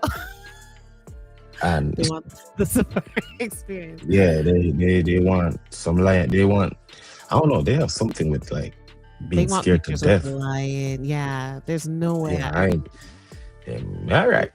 Yeah, you can't I'm good. That. I'll look at it on. So it's like when we're landing in Victoria Falls though, and I'm looking down, I'm like, yo, this shit looks like Lion King, like this a proper pride rock, like wow. So I'm like, then if these white people are coming off, there's no buildings around here. Like, there's no city. Like, where are they going? And they come off, and first of all, the airport is like a trailer, right? So I'm like, yo, what the frick? I don't understand this. And then all the white people and Chinese people get up and came off, and all the black people turn around and look at each other and start laughing. It's like, because all the black people sitting down, all the white people, Chinese people coming up, and we're just like, yo, nope. No thanks. So then when they came off, another set of white and Chinese people's coming back on, and so happened that beside me is a couple from Alberta, like an older couple. Yeah. And she's like, were you guys in Victoria Falls too? Or no, we're going to Botswana. Oh, you should get to Victoria Falls if you get a chance. Must do before you die. And I'm like, cause it mad in me now, cause I'm like, yo, where did you stay? Why? Yeah. And she's like, oh, we stayed in a tent, not too far from here. I'm like, you pick what? Tent? A tent. How much money did they pay for this trip? 10 grand. 10 grand each to stay in a tent. And I'm like, ain't no way. She's like, it was beautiful. A giraffe wakes me up every morning, puts his head in my tent, and we feed him and this and that. I'm like, yo, no, if I wake up and the first thing I see is a giraffe, hey. Somebody have to find a plane immediately. Yeah, I'm not doing that. And I'm there looking through the window and she's talking to me. I'm like, yo, there's a lion out here looking, and saying, yo, we just want the Rasta boy come off a plane, lunch and dinner today. That's all. Yeah, and they just want him come off, man. Come off of the plane. And I'm like, yeah, pilot, time to go, guys. Not happy. That's and crazy. Then took off from there. And Victoria Falls is, like I said, the seventh wonder of the world. So that's the longest waterfalls in the world, right? But because it's lower, it's below the equator, so it was their winter. Our summer is their winter, so it was dry. So all you saw was like this big crater in the earth. Oh wow! But now, if you're supposed to go there now, it's like full waterfall. Water. Yeah. Yeah. And then when we get to Botswana now, and like nobody couldn't come off of the plane because the Prime Minister was flying out. So full military presence on the, nobody can come out, not like that. and they stood there till the plane was nowhere in to be seen in the sky no more. Wow. And then because my locks are the longest locks, when I came out of that plane, everybody's looking at me like, yo, who the hell are you? And why is your hair that long? Like, it was just, so it's like when going through immigration, they're like, yo, where you from? It's like Jamaica. It's like, yeah, I hear it. I hear it. Welcome home. Wow. Like, yeah. Welcome home. Yeah. And then the greeting at the airport was another thing. So it's just like, we see Capleton and Sizzla get them greeting there all the time, but it's like for me it was like, full motorcade and all that. Mind you, I'm not the only one there. It was a part of the delegation, but it felt good to go there and to be the first from my family to go to Africa. Like Marcus says, you're a pioneer for your bloodline at that point. Yes. That's amazing. It's funny because I know I had interviewed Luciano a few years ago, and he talked about his first trip to Africa, and he said like he cried, like he bawled his eyes out because it was just so overwhelming, the love and I think it depends on where you go to. I think it depends on where you go. Like if my first trip to was like Ghana or one of them places where you have to like deal with like slave business and all that, it's like, yeah, more than likely, But even though I'm an emotional person, but I'm not so emotional like Luciano them still. Them on there different when it comes to certain stuff. For me, it was following a lineage for my own, for my own purpose, so to speak. So it's like, look at it, it's like Zimbabwe independence. Bob Marley was the one that was singing in their independence. Yes. I liberate Zimbabwe, right? And then, Rastafari too with Ethiopia. So it's like my whole journey was, I left Jamaica, I live in Toronto. I left Toronto. The first place I landed was the leader of my way of life or my belief system, Addis Ababa, land in Ethiopia. Then my next stop is Zimbabwe, where Bob Marley is that guy that brought in their independence. And where I come off of the plane, I'm the first reggae artist to go there on their independence. Their independence. Wow. That's huge. Yeah. You can't take it lightly, Kirk. Yeah, and them can't take it back neither. I feel they can't take it. Yeah, don't do it already. I love that. You have to come back again because when I get through half of my question, then you have to come back. Yeah, for sure. You can ask one more still. All right, I'm gonna ask one more. I'm gonna make it count. Okay. Ooh. Let's talk about the new music. You have the song "Somebody" with Mad Blood Music. Yeah, I did that in Botswana. You did it in Botswana. Yeah. How did that come about? Was that pre-planned or was it like? I didn't think so. No, we had a studio set up in the hotel, so we had artists. Because part of the delegation was like to work with artists there and try to educate them on how to properly put out music, and because there's people there that they're streaming millions, and somebody else is collecting their money and they don't know that they're making this money, Yeah, it's like proper wickedness. So it's like some people would then say, for example, I don't have a computer. So I will come to your house and give you a CD with my music, tell you what it's called and everything. And you put it up, you license it underneath your name. Everything is going to you. And the only thing that I'm doing is when I get booked, I charge X amount of money for a show. But all the mechanical royalties is going to somebody else that don't do music, none of that. He just has a computer. Oh no. So that brother, he probably want to kill me, I know, too, because I took that money out of his hand. Typical look work. Papa work. Yeah. So, Wow. we did in the hotel and like we there listen to music and stuff like that. And I this DJ, he's one of the biggest DJs from Botswana. He came to meet us and things like that. And the DJ for the producer or the artist, Master KG, the guy that sing Jerusalem, Yes. yeah. So they Yeah. were in the same hotel with us too, Nice. and so all of us is in the room. So this DJ said he would love to do something with me, but we don't have much time because we have a show that night. I'm like, where's the beat? And he played the beat, and I'm just like, lucky enough for you, I don't take long to write, so this is what we're going to do. And I'm writing and I'm telling Temi what to sing, and Temi is singing. And within maybe like half an hour, the song was done. And he took it, went back to South Africa with that.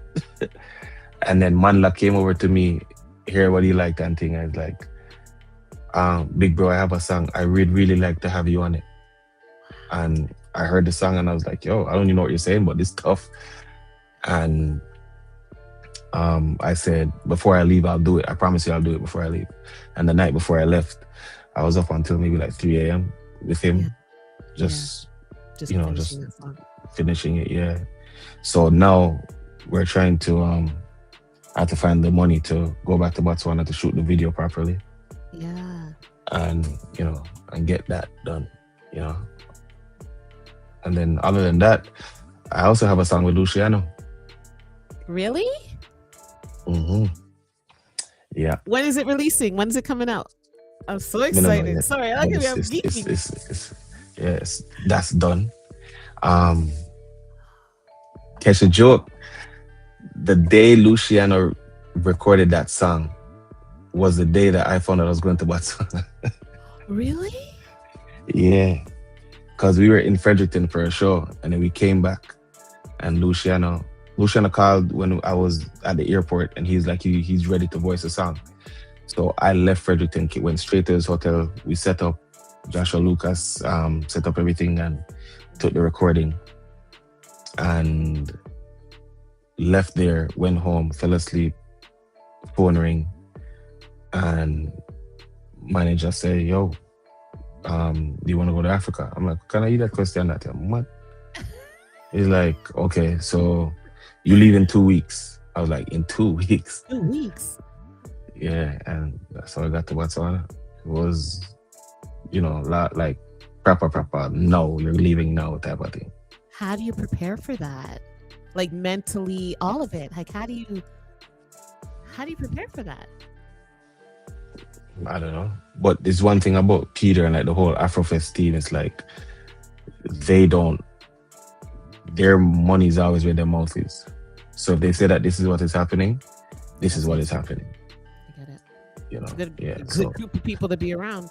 Tell you yeah. that. So when I just started, it was really them, It was the African community and the Italian community that actually gave Kurt Diamond a platform.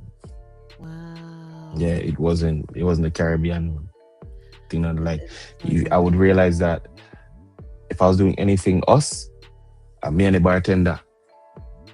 Yeah.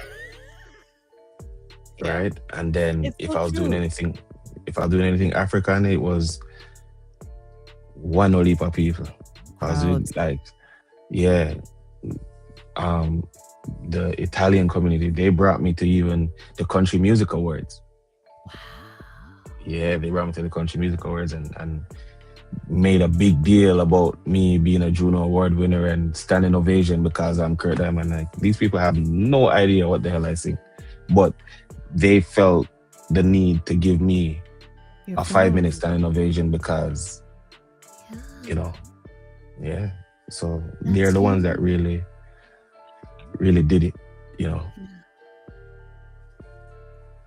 That's huge. Yeah, well, I love that. I love that you're getting your flowers. yeah, well, yeah. Well, it doesn't matter where the flowers are coming from. You're getting the flowers Yeah. at the end of the day. Yeah. And that's huge, right? That's Yeah. I mean, I think for me, I do the songs that are relatable. You don't have to be black. You don't have to be Jamaican. Yeah. You know, we're singing music for humanity. So Yeah. as long as you check that box, you should be all right. Yeah. Yeah. No alien thing around here. Is it? No. Oh my gosh. Thank you so much for Well, thank being you. here. Actually, I'm going to ask you one Cocoa Tea question. Mhm. You know, with it's all said and done. Actually, no, I won't even get into that. I'm going to ask you a different question because, you know, Mhm. Big and Serious podcast, we do bring a little bit of trouble every time. So, what is one piece of little trouble you want to cause in the industry this year? I was trying to stay away from trouble this year. I was trying to stay away from But that trouble might be a this good year. thing, right? Yeah, cause oh boy. To be honest with you, I have a lot of collaborations for the first time ever. Cause I rarely ever did any collabs before outside of like my circle. And that was because if I felt like you didn't respect me, then Dealing with it. you're not getting my money to do no collaboration. Right? Because if you don't respect me and respect my craft, then you're liable for just come and say anything you want to say, collect my money, then I don't hear from you again. So I shied away from that. Yeah. Now, you know, like over a decade in, with everything that I've done, I feel like I warrant that respect from anybody that I ask for a collaboration, even if I am, you know, paying for your work. So I feel like with this collaboration now, with these collaborations, I should say, I feel like this might be the time to actually, not like I must, but I might step back into the Jamaica ring Really? to be like, yeah, I am here. Really? And you don't have to claim me, but But understand that I am here. Yeah. You know what I mean? So just like how you might want to say this person's a giant from that country or this country or even Jamaica, then the Canadian giant has arrived. Yes. I love that. You know what? That's a beautiful note to You end know? on. And that's good trouble to bring. That's yeah. Oh, they So don't want it. Yeah, they don't want it We're though. there. So they have to work with it. And it, no matter what they want, we're there. So I eat that. Yeah, simple as that. Simple as that. Right? I Simple remember as that. a guy told me, "Well, Angie, nobody wants to hear you. You sound like a white girl. Nobody wants to hear you. You're talking reggae. You sound like a white girl." And yeah, same way. What they can do? Nothing. Nothing. And them not doing nothing with themselves, you know. I ate that. That's how it goes. Yeah, they're not doing nothing with themselves. Please, I'm sitting here talking to Kirk Diamond. I mean, what? All right. Right. Big up yourself. Yeah, man, enough love. Enough love always. You know, send me your flyers and stuff. You're doing things, send it to me. I will load up the thing for you.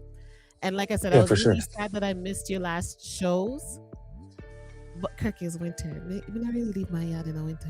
No. Wait for the summer. Plus, we're planning something. I don't know if it's this year, but I will let you know. And you're not allowed to miss that show. It's going to be probably the biggest show ever keep about it. I don't care who it is, but we're planning it. We're planning it. Something that you don't want to miss. Okay. Me and my Nikon will be there. Me and my Nikon with the nice lens, we will be there. Yeah. We will So be there for sure. if we're talking like just a little bit out of the bag, we're talking full orchestra, full choir, full everything. So Really? you know, you don't, yeah. So we're putting it together, and you know, it's something that it will be for the history books. Oh yeah. I'm excited. Keep me Yeah, in the man. loop, please. I will stalk you will. regardless. I will stalk you regardless, but keep me in the Kirk, it's me. What are you doing? Where are you? Can I come too, please? I'm not even want a free ticket. Just give me an opportunity to purchase my ticket so we can forward. It's all right. You know, someone said that to me about the Botswana trip. Like she said that when she saw I was going, she cried. And if ever I'm doing any trip like that, just let her know. She'll buy her own ticket, she and her family, and people that support will just come just to support. I was like, okay, cool. That's huge. Mhm. That's huge. I can't wait to get my money up to be like that too. Yo, when are you going? Let me know. I will book it. I love that. That's top tier energy. I love that. I love that. Yeah. Yeah, that's top tier. Well, pick up yourself as always. Yeah, man. You as And well. whenever you're ready to forward, just say the word. We will make it happen. Yeah, for sure. For sure. Mhm. And I'll let you know when the Luciana song is ready. Like it's already mixed and everything. I have it. But when we're going to roll it out, then I'll make you hear it first. I'm geeking. Thank you. I'm geeking. Big up yourself every time. Yeah, man. Oh yes, enough love here. All right, enough love. All right. Yes, people, that was Kirk Diamond in the building. Yo, does it get any better than that? Does it get any better than that? Yo, I have to.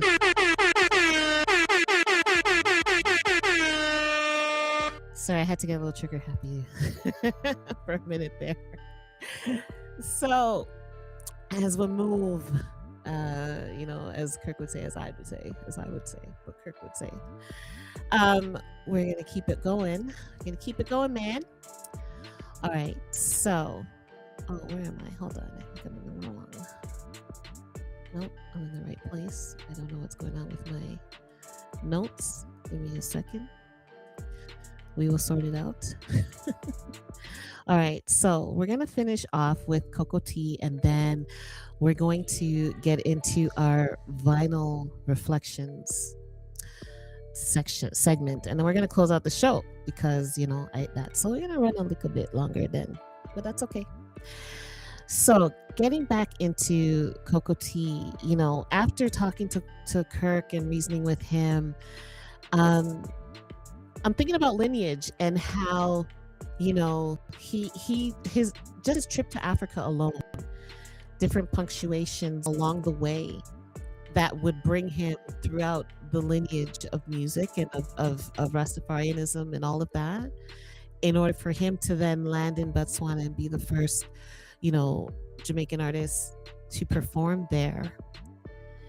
And it just shows you how reggae just moves not only through generations but also through countries, also through cultures. Reggae as a culture still moves through other cultures, and it's not a trend, and you could tell that Kirk takes it very seriously. It's a responsibility to be an ambassador of the culture and to carry it forth and to make it meaningful as you move in these spaces. And going back into our serious Ting and finishing off talking about Cocoa Tea, it's these things, like you can almost see like the same type of energy coming out of Kirk. You hear it in his calm confidence, both him and Cocoa Tea, calm confidence, melody choices, message in the music, the commitment to being truthful and living in the truth without shouting it, without being loud and obnoxious about it, and in the global reach. Man just went to Botswana, and we didn't even talk about St. Vincent, and we didn't even talk about Trinidad, and it's just reaching all of these places through reggae and with reggae. Reggae is being a bridge, not a boundary, and that's such a beautiful thing. So it's so cool because you see in Cocoa Tea, or we did see in Cocoa Tea, we see it in Kirk Diamond, that you can be powerful. You can be powerful without being loud. Yeah, amazing. And you can be righteous without being aggressive. You can be sweet without being soft. You can be serious without being harsh. And that balance, that sweetness, that clarity is something that we can't afford to lose. So why are we honoring Cocoa Tea? We're honoring Cocoa Tea because, he gave us music that felt like home, music that felt like guidance, music that felt like love. And tonight, as we move into the music block, the vinyl, what would we call it? I don't know. I have to figure out a name for it. But as we move into the music section, we're celebrating both the foundation and the continuation. So we're going to get into a little bit of music. I'm so excited about this segment. We're going to get into some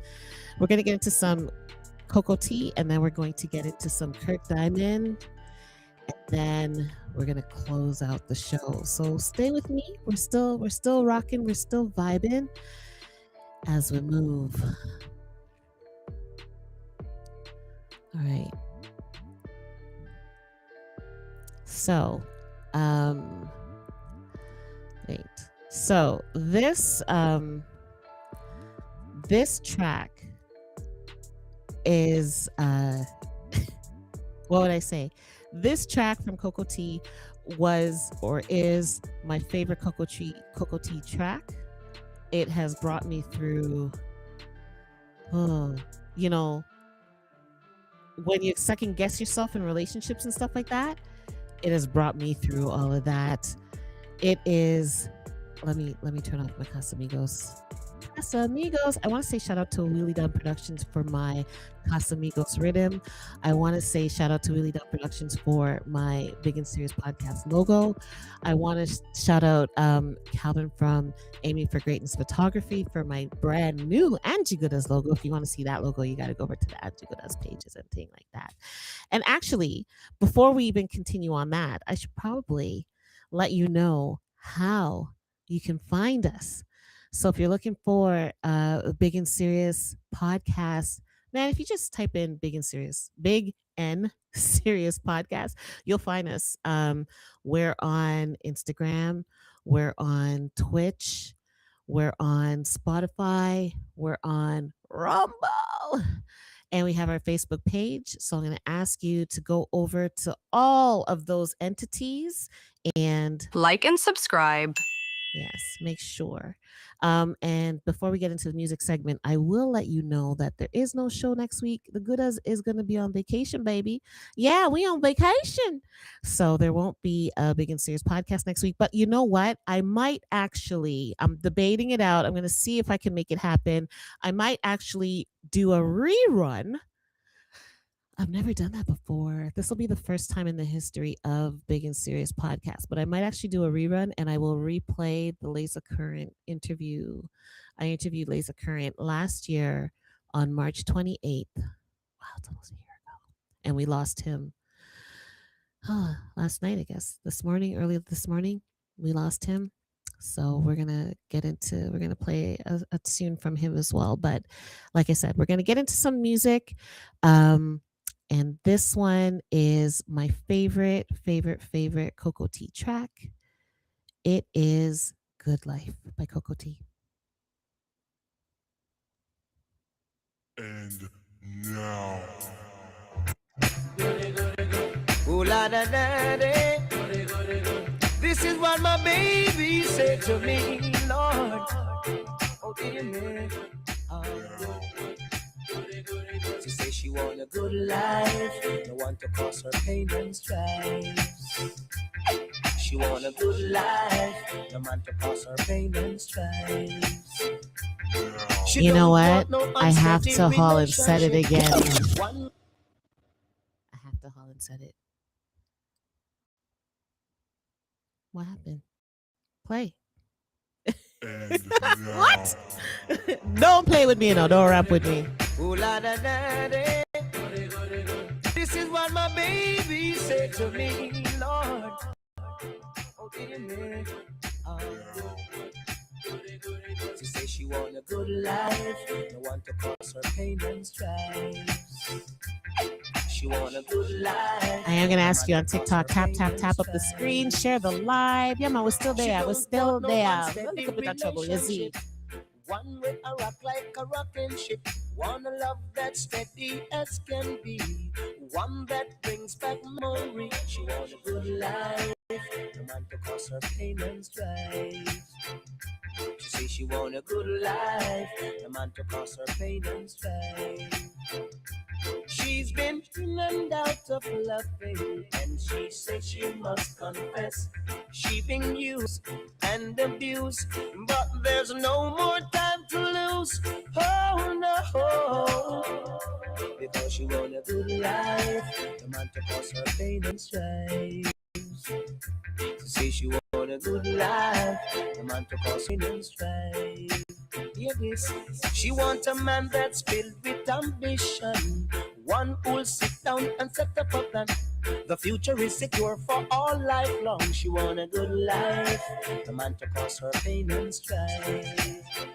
To say she want a good life, the man to cause her pain and strife.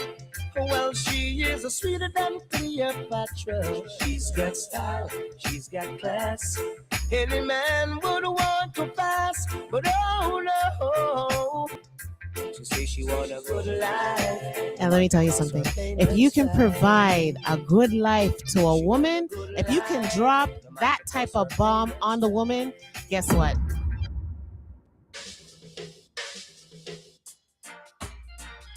She loves me now. Ooh, she loves me now. She loves me now. Whoa, she loves me now. And I sing glory, glory, hallelujah. Got to give thanks and praise unto the Father. A long time I man want this little daughter. She loves me now. Woo, she loves me now. She loves me now. Woo, she loves me now. After me talk to the mother and the father, send love letters to the brothers and sisters. Them a talk how I can get the daughter, but see they know one not the dreadlocks take over. She loves me now. Woo, she loves me now. She loves me now. Whoa, she loves me now. I hope and I pray that she would surrender to me. Cause she was in love, but maybe too blind to see. Hear this. Yet people keep spreading a whole lot of rumors on me. I can't get consent from her mama nor daddy. But I sing glory, glory, hallelujah. Got to give thanks and praise unto the Father. A long time I man want this little daughter. She loves me now. Whoa, she loves me now. She loves me now. Whoa, she loves me now. After me talk with the deacon and the elder, expressing my love for Malvina. Them a talk about me, I have to come back tomorrow. Gotta settle down and get married. But see they know, said the whole of them sorry. She loves me now. Whoa, she loves me now. She loves me now. Woo, she loves me now. She loves me now. And you know what? If she doesn't love you, all you have to do is just tell her to come and love you. That's it. Just tell her. Lord. Yeah.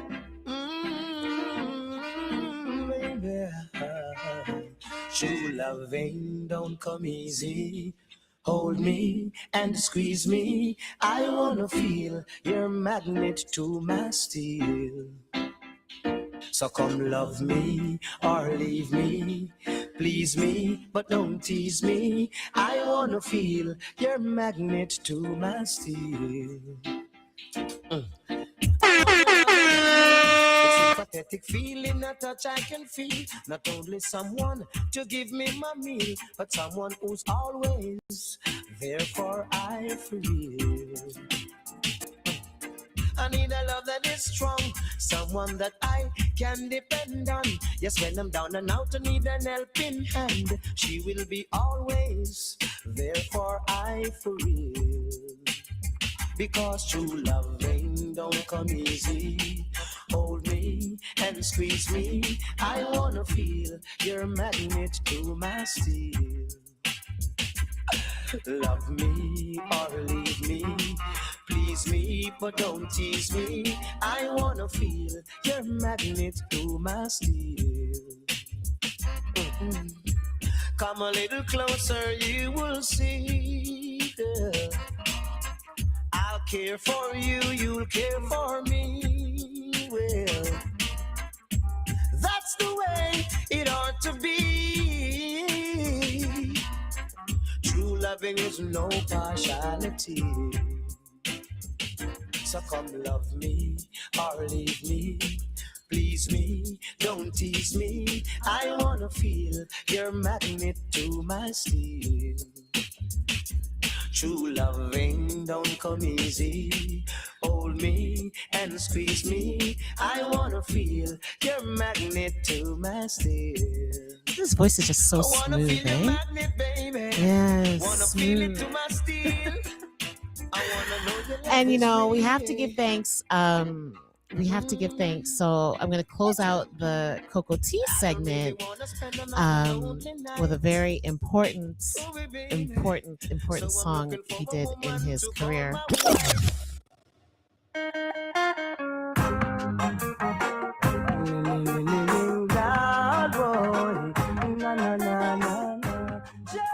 Rastafari, Lord boy, na na na na na, Rastafari, na na na na na na. Holy Mount Zion, I'm coming home to you. Holy Mount Zion, I'm coming home to you. I face a lot of trials and tribulation, but through all of that I must still stand strong.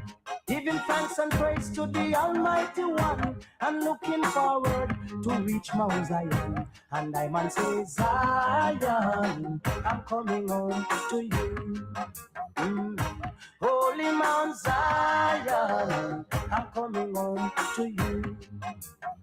They said I don't have no rights in a Babylon because I don't know how the West was won. Neither I can't change their plan. The West is controlled by the Ku Klux Klan. That's why I say Zion, I'm coming home to you. Teach the youths them right, but not teach them wrong.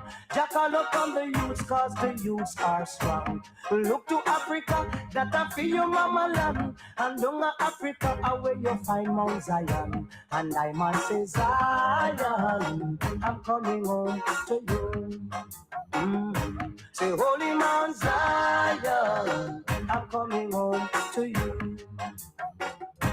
I care not what the people of this world want to say, neither what the people of this world want to do. Many are called, but the chosen of you. What you gonna do when Jaja call on you? I man says, Zion, I'm coming home to you.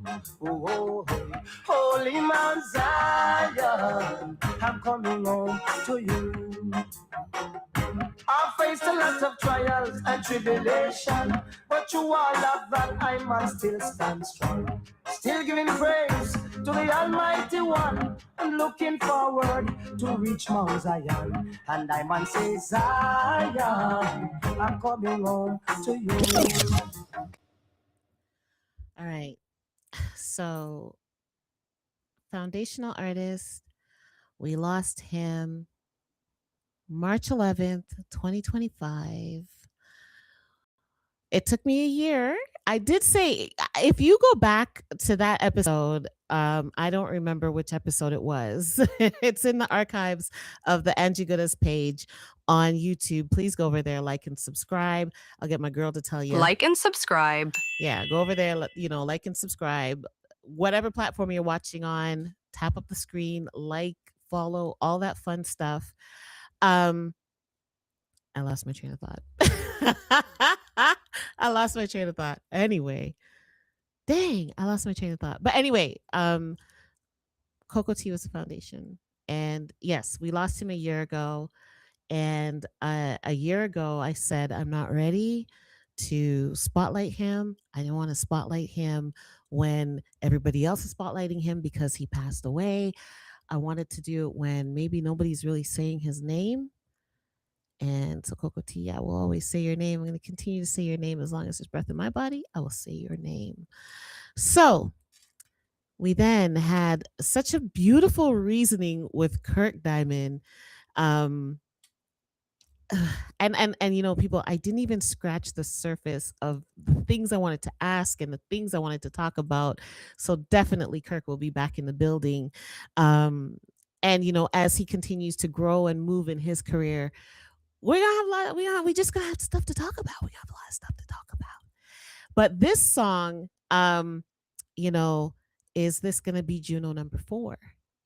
Is the question. At the end of the month is the Junos in Hamilton. I mean, the goodies might roll up. They might roll up still. You never know. But this song is up for a Juno this year. So, Dea, Kirk Diamond, let's go.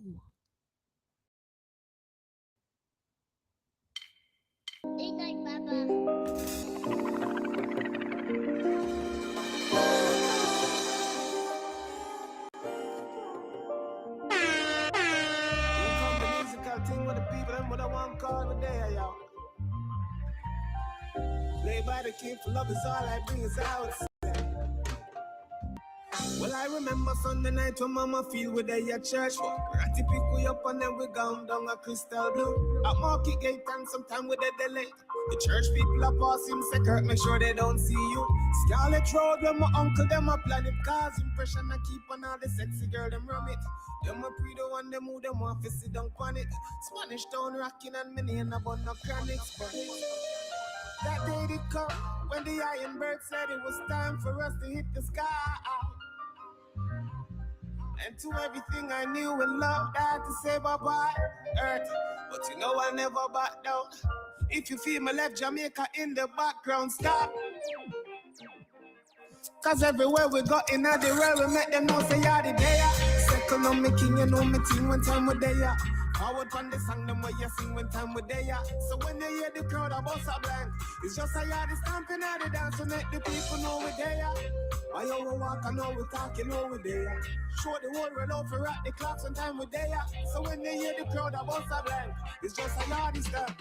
Alright then. We say a long time, we a tell them say we lickle but we talawa. And if we broke, you can't know we not have a dollar. Watch out. One for lead, we never come for follow. And if we make it in the life, you know we got that. Because every youth have to fulfill them dreams. And down a yard, mama can't in a native. Fi market or fi do shopping spray from shit. One money a Western Union, we free, cause we there. Second on me king, you know me ting when time we there. Forward from the song, them way you sing when time we there. So when they hear the crowd, I bust a blank. It's just a yardie stamping at the dance to make the people know we there. I know we walk, I know we talk, you know we there. Show the whole world out for at the clocks when time we there. So when they hear the crowd, I bust a blank. It's just a yardie stamp. Alright then. Well, every girl is up to find a wife to marry down, yeah. I know come now them legalizing marijuana. Well, me no want nothing from your farmer because another diamond them a go poison on ya and catch it. Me have a question and me want to answer. What make them feel the whole of we a gangster? Cause if somebody else go do a crime, by the time I check the news and at the night, them all a suspect with the dead. So you know me deal with them in one verse. We kill like when them a bomb burst. Let me tell them this Ella. Me not do no crime, so me and police not go converse. So watch it, let me step off in me converse. Well, both when time we there. Second on me king, you know me ting when time we there. Forward from the song, them way you sing when time we there. So when they hear the crowd, I bust a blank. It's just a yardie stamping at the dance to make the people know we there. I know we walk, I know we talk, you know we there. Show the whole world out for at the clocks when time we there. So when they hear the crowd, I bust a blank. It's just a yardie stamp. Alright then. In come the music, I think what the people and what I want to call it there, yo. Everybody keep those outside. So Kurt goes to Botswana and he does another song just released. Somebody, Mandela Music featuring Kirk Diamond. And would you believe it wasn't pre-planned?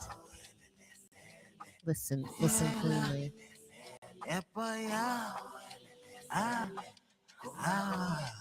Akirani Jason Maresela, and now I'm in Moton Gamsela. Get a bullet for him Gamsela. Hapaki Capella Bakatika Bomokama Capella, Jakasiso Alakaninga Molela, Mamemoto never Bamdalela, Oraki Sai Kokotela ya. Kitesile Rato, Kananga Ovalono Kacha Mono Nontana, Ntike, Hotle, Panele. Aregedesile rato kananga ovalo no kaja mono nontana ntike hotel cause I need somebody to love. I need somebody to love. I need somebody to love. Somebody to love. I need somebody to love. I need somebody to love. I need somebody to love. Somebody to For somebody I will fly through sky and cross seas. Push a button, turn around and no car keys. Oh Lord, please give me a girl that make me no feel the party. Give her my heart and you know I no partly boy. It's where I find this girl them a ask me. If just still make them like this, me say hardly. One of a kind queen and me shawty. Aye, trust me, oh no, boy. If not to go cross the ocean, me a rowboat. And if she alone, me sing some me a whole note. Well, serious like a judge, like me no joke. Aye, trust me, you no, boy. If not to go cross the ocean, me a rowboat. And if she alone, me sing some me a whole note. Aye, serious like a judge, like me no joke. Aye, yeah. Kitesile rato kananga ovalo no kaja mono nontana. Ntike, hote, ponele, carrueno, ntike, oya nana ntike, oya ntike, hote, cause I need somebody to love, I need somebody to love, I need somebody to love, somebody to love, I need somebody to love. I need somebody to love. I need somebody to love. Somebody to love. Oh yeah. Oh yeah, na. Oh yeah, la na. Oh yeah. Oh yeah. All right, we're gonna keep going. All right, so this song also won a Juno Award. Dread, Kirk Diamond. Let's get into it. Oh, that didn't work. Let's try that again. I myself, Selassie, I continually, no matter what the weak heart say, for all I know, I know that all of you shall witness the day that bad man shall fall. dread, yeah, I know we dread. Babylon don't love to see the crown for the king. But Jah will never give the power to no ball. Yeah, I know we dread. Yeah, I know we dread. And them a talk about dread. Yeah, I know we dread. None of them can style the rasta as no dirty dread. In a me head, you know, say that them now go sight no 40 leg. Yeah, I know we dread. Yeah, I know we dread. Cause natty boy, natty beautiful, tell them say natty dread. Natty will work with you for progress, but not work with no fed. Hear what I said. Freedom is what I and I defend, tell them again. Freedom is what I defend, and natty rule, natty humble, you fi know say natty rough, natty mystic, like the herbs where I and I a puff, we got it now. And Rastafari ambitious, we are no crow. So when them try to make it tough, we make it dread. Yeah, I know we dread. Babylon no love to see the crown and the king. But Jah will never give the power to no ball. Yeah, I know we dread. Yeah, I know we dread. And we are tell them dread. Yeah, I know we dread. None of them can style the rasta as no dirty dread. In a me head, you know, say that them now go sight no 40 leg.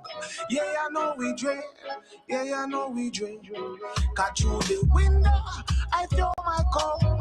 And from that day, my natty start to grow. I tell them go, never tell you so. Cause them ya rasta youth ya now go smell like gold. Cause natty cool, natty fresh. From the root yet the flesh. If we strive for the better, we a strive for the best. No unless, no we no nothing with no stress. What I mess. When the wicked traffic test and we get dread. Yeah, I know we dread.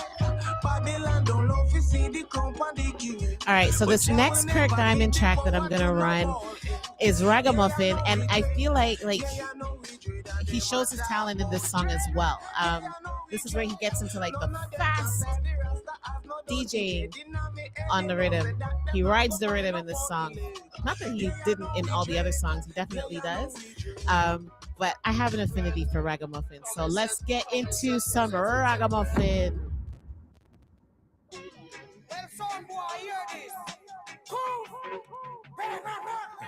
I'm Ragamuffin, Miss Selector, you a murderer. I'm Ragamuffin, Miss Phineas, you a slaughterer. I'm Ragamuffin, done them, you a big timer. I make them know so when we come out, yes, we big mouth, yeah. Them say what go on, me say, easy na janta. Come up on any platform, I'm in a job farm. Enough said them at two, I if you tell them not one. Me just narrate them like me never did ever like fat farm. We had to this from we did a lock up. I'm in a lock up. Now I go tell you, say if you this, then we a go pop off. This drop off, then clap off. And they you them turn off and butt off. They really and the pan with them and we never drop off that. Remember I done them make you hear them thing ya. DJ Kev would have say, all them singer. When we a chat the streets of New York and I kill them with new talk and I inject style like flu shot. I'm Ragamuffin, Miss Selector, you a murderer. I'm Ragamuffin, Miss Phineas, you a slaughterer. I'm Ragamuffin, done them, you a big timer. I make them know so when we come out, yes, we big bout, yeah. But not for them, I go like them tough, but rougher than them, and we that. We turn up on top of the rhythm, we culture the people, them feel that. Can't go toe, can't follow my steps, and see, can't heal that. Plus, be careful where you are teach the youth, you know I no idiot. But understand me no man, I we are the dance, and I say the king for the land. Can't tell me wrong, we tough and we sharp, and the truth is where we are stand. That's why we radical and we not comical, diet, botanical, rhythm, tropical, deal with it, logical, DJ phenomenal, truth of it, literal, never subliminal. Ragamuffin, Miss Selector, you a murderer. Ragamuffin, done that, you a big time. All right, so we got to keep it moving. We got to keep it moving, people. We got to keep it moving. So, all right.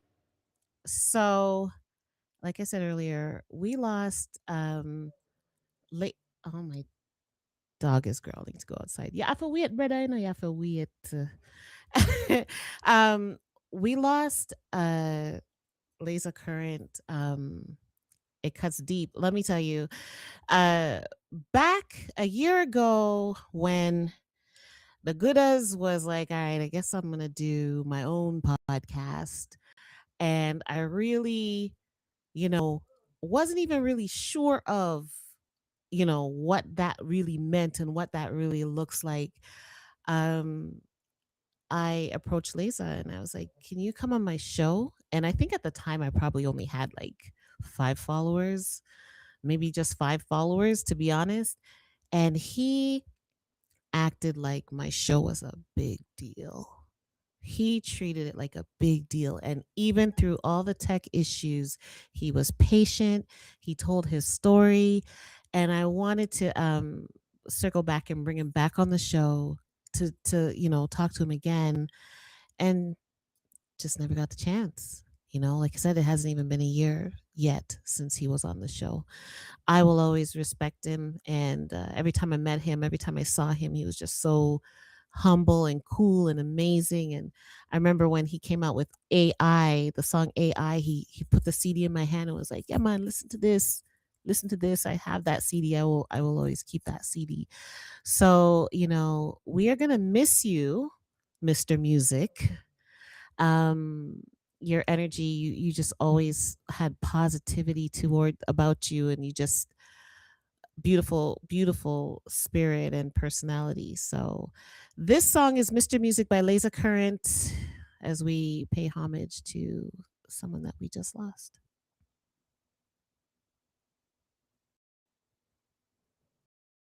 Are you gonna play? There we go. Laser Current again. I'm more music, me say. I mean, reggae music to the world. Yeah. You don't know enough for all the people who not get enough and hear enough reggae music. Don't worry, man. Mr. Music is here. Oh, na na na. Yeah, yes. Alright, well, forward marching with your music, the energy. comforting the spirit, yes. And when the pressures of life get you down, just call for Mr. Music, I will be around. And I will bring you a song, I'll sing you a song to soothe your mind and your soul. Tell me what you're needing, I will be there, I keep by the feeling. Never you worry, don't worry, don't worry. Mr. Music will be there in a hurry. Never you worry, don't worry, don't worry. Mr. Music will be there. Yes, your music is an energy with a positive force. Wash all your troubles away. And when you encounter them negative force, them just can't stand in your way. And although some days are gloomy, I know there cometh the brighter day. We never give up because we know what's up. Jah will lead the way. Forward marching with your music, the energy, comforting the spirit, yes. And when the pressures of life get you down, just go for Mr. Music, I will be around. Forward marching with your music, the energy, comforting the spirit, yes. And when the pressures of life get you down, just call an eye. Never you worry, don't worry, don't worry.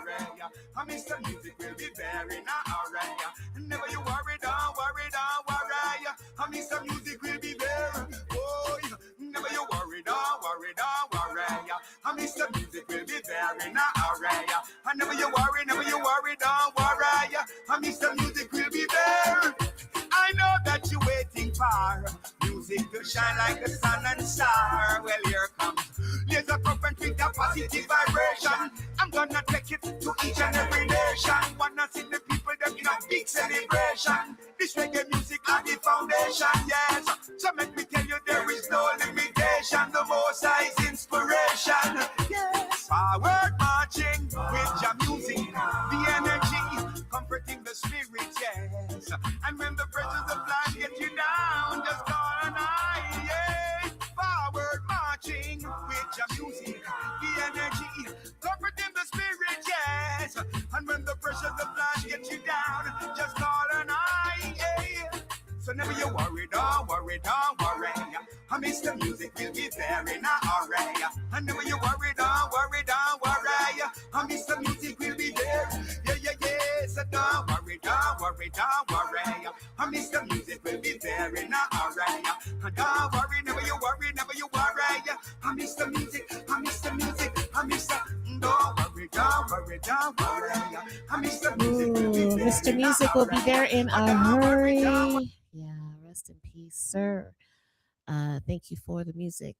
Thank you for being there in a hurry, Mr. Music. Big up your status, bless up yourself. My deepest condolences go out to all the people that loved him and that he meant something to. I send you positive healing energy as you navigate this rough time. So people, you see the dog at time I said the time don't know. It might make me know say it over. I want to take a moment to say big up to everyone that tuned in. I appreciate, love it. You know, thank you for being here with me, chilling and jamming with the good as is eat. You know, is beautiful. So I want to say shout out to TikTok, Rumble, YouTube, Instagram, Twitch, my OGs, Spotify. You got next. You will hear the podcast tomorrow. So that's the vibes for tonight. Cocoa Tea as the foundation, Kirk Diamond in the continuation, and all of us here holding the culture together in our own ways. So as we close out the night, I want to take you on a little journey, okay? So I want you to imagine this with me, right? A Sly and Robbie classic spinning somewhere in the background. The Stagalag Rub-a-Dub heartbeat. Deep bass, clean drums, steady like breath. Picture the vinyl, picture the record playing, a charcoal label, a honey gold edge catching a little light, grooves carved like memory. That's the energy we'll be ending the podcast with every week. So big and serious style. So we're gonna done out the show every week, you see me? And as that imaginary needle glides ever so gently across that vinyl, I want you to take one deep breath for yourself. As a matter of fact, let's do that together. One deep breath.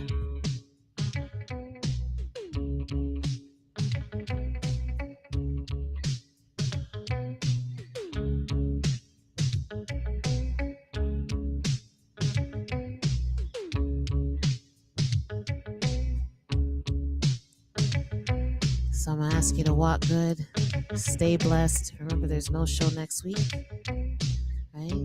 But walk good and stay blessed. And we're going to let Sly and Robbie carry you out.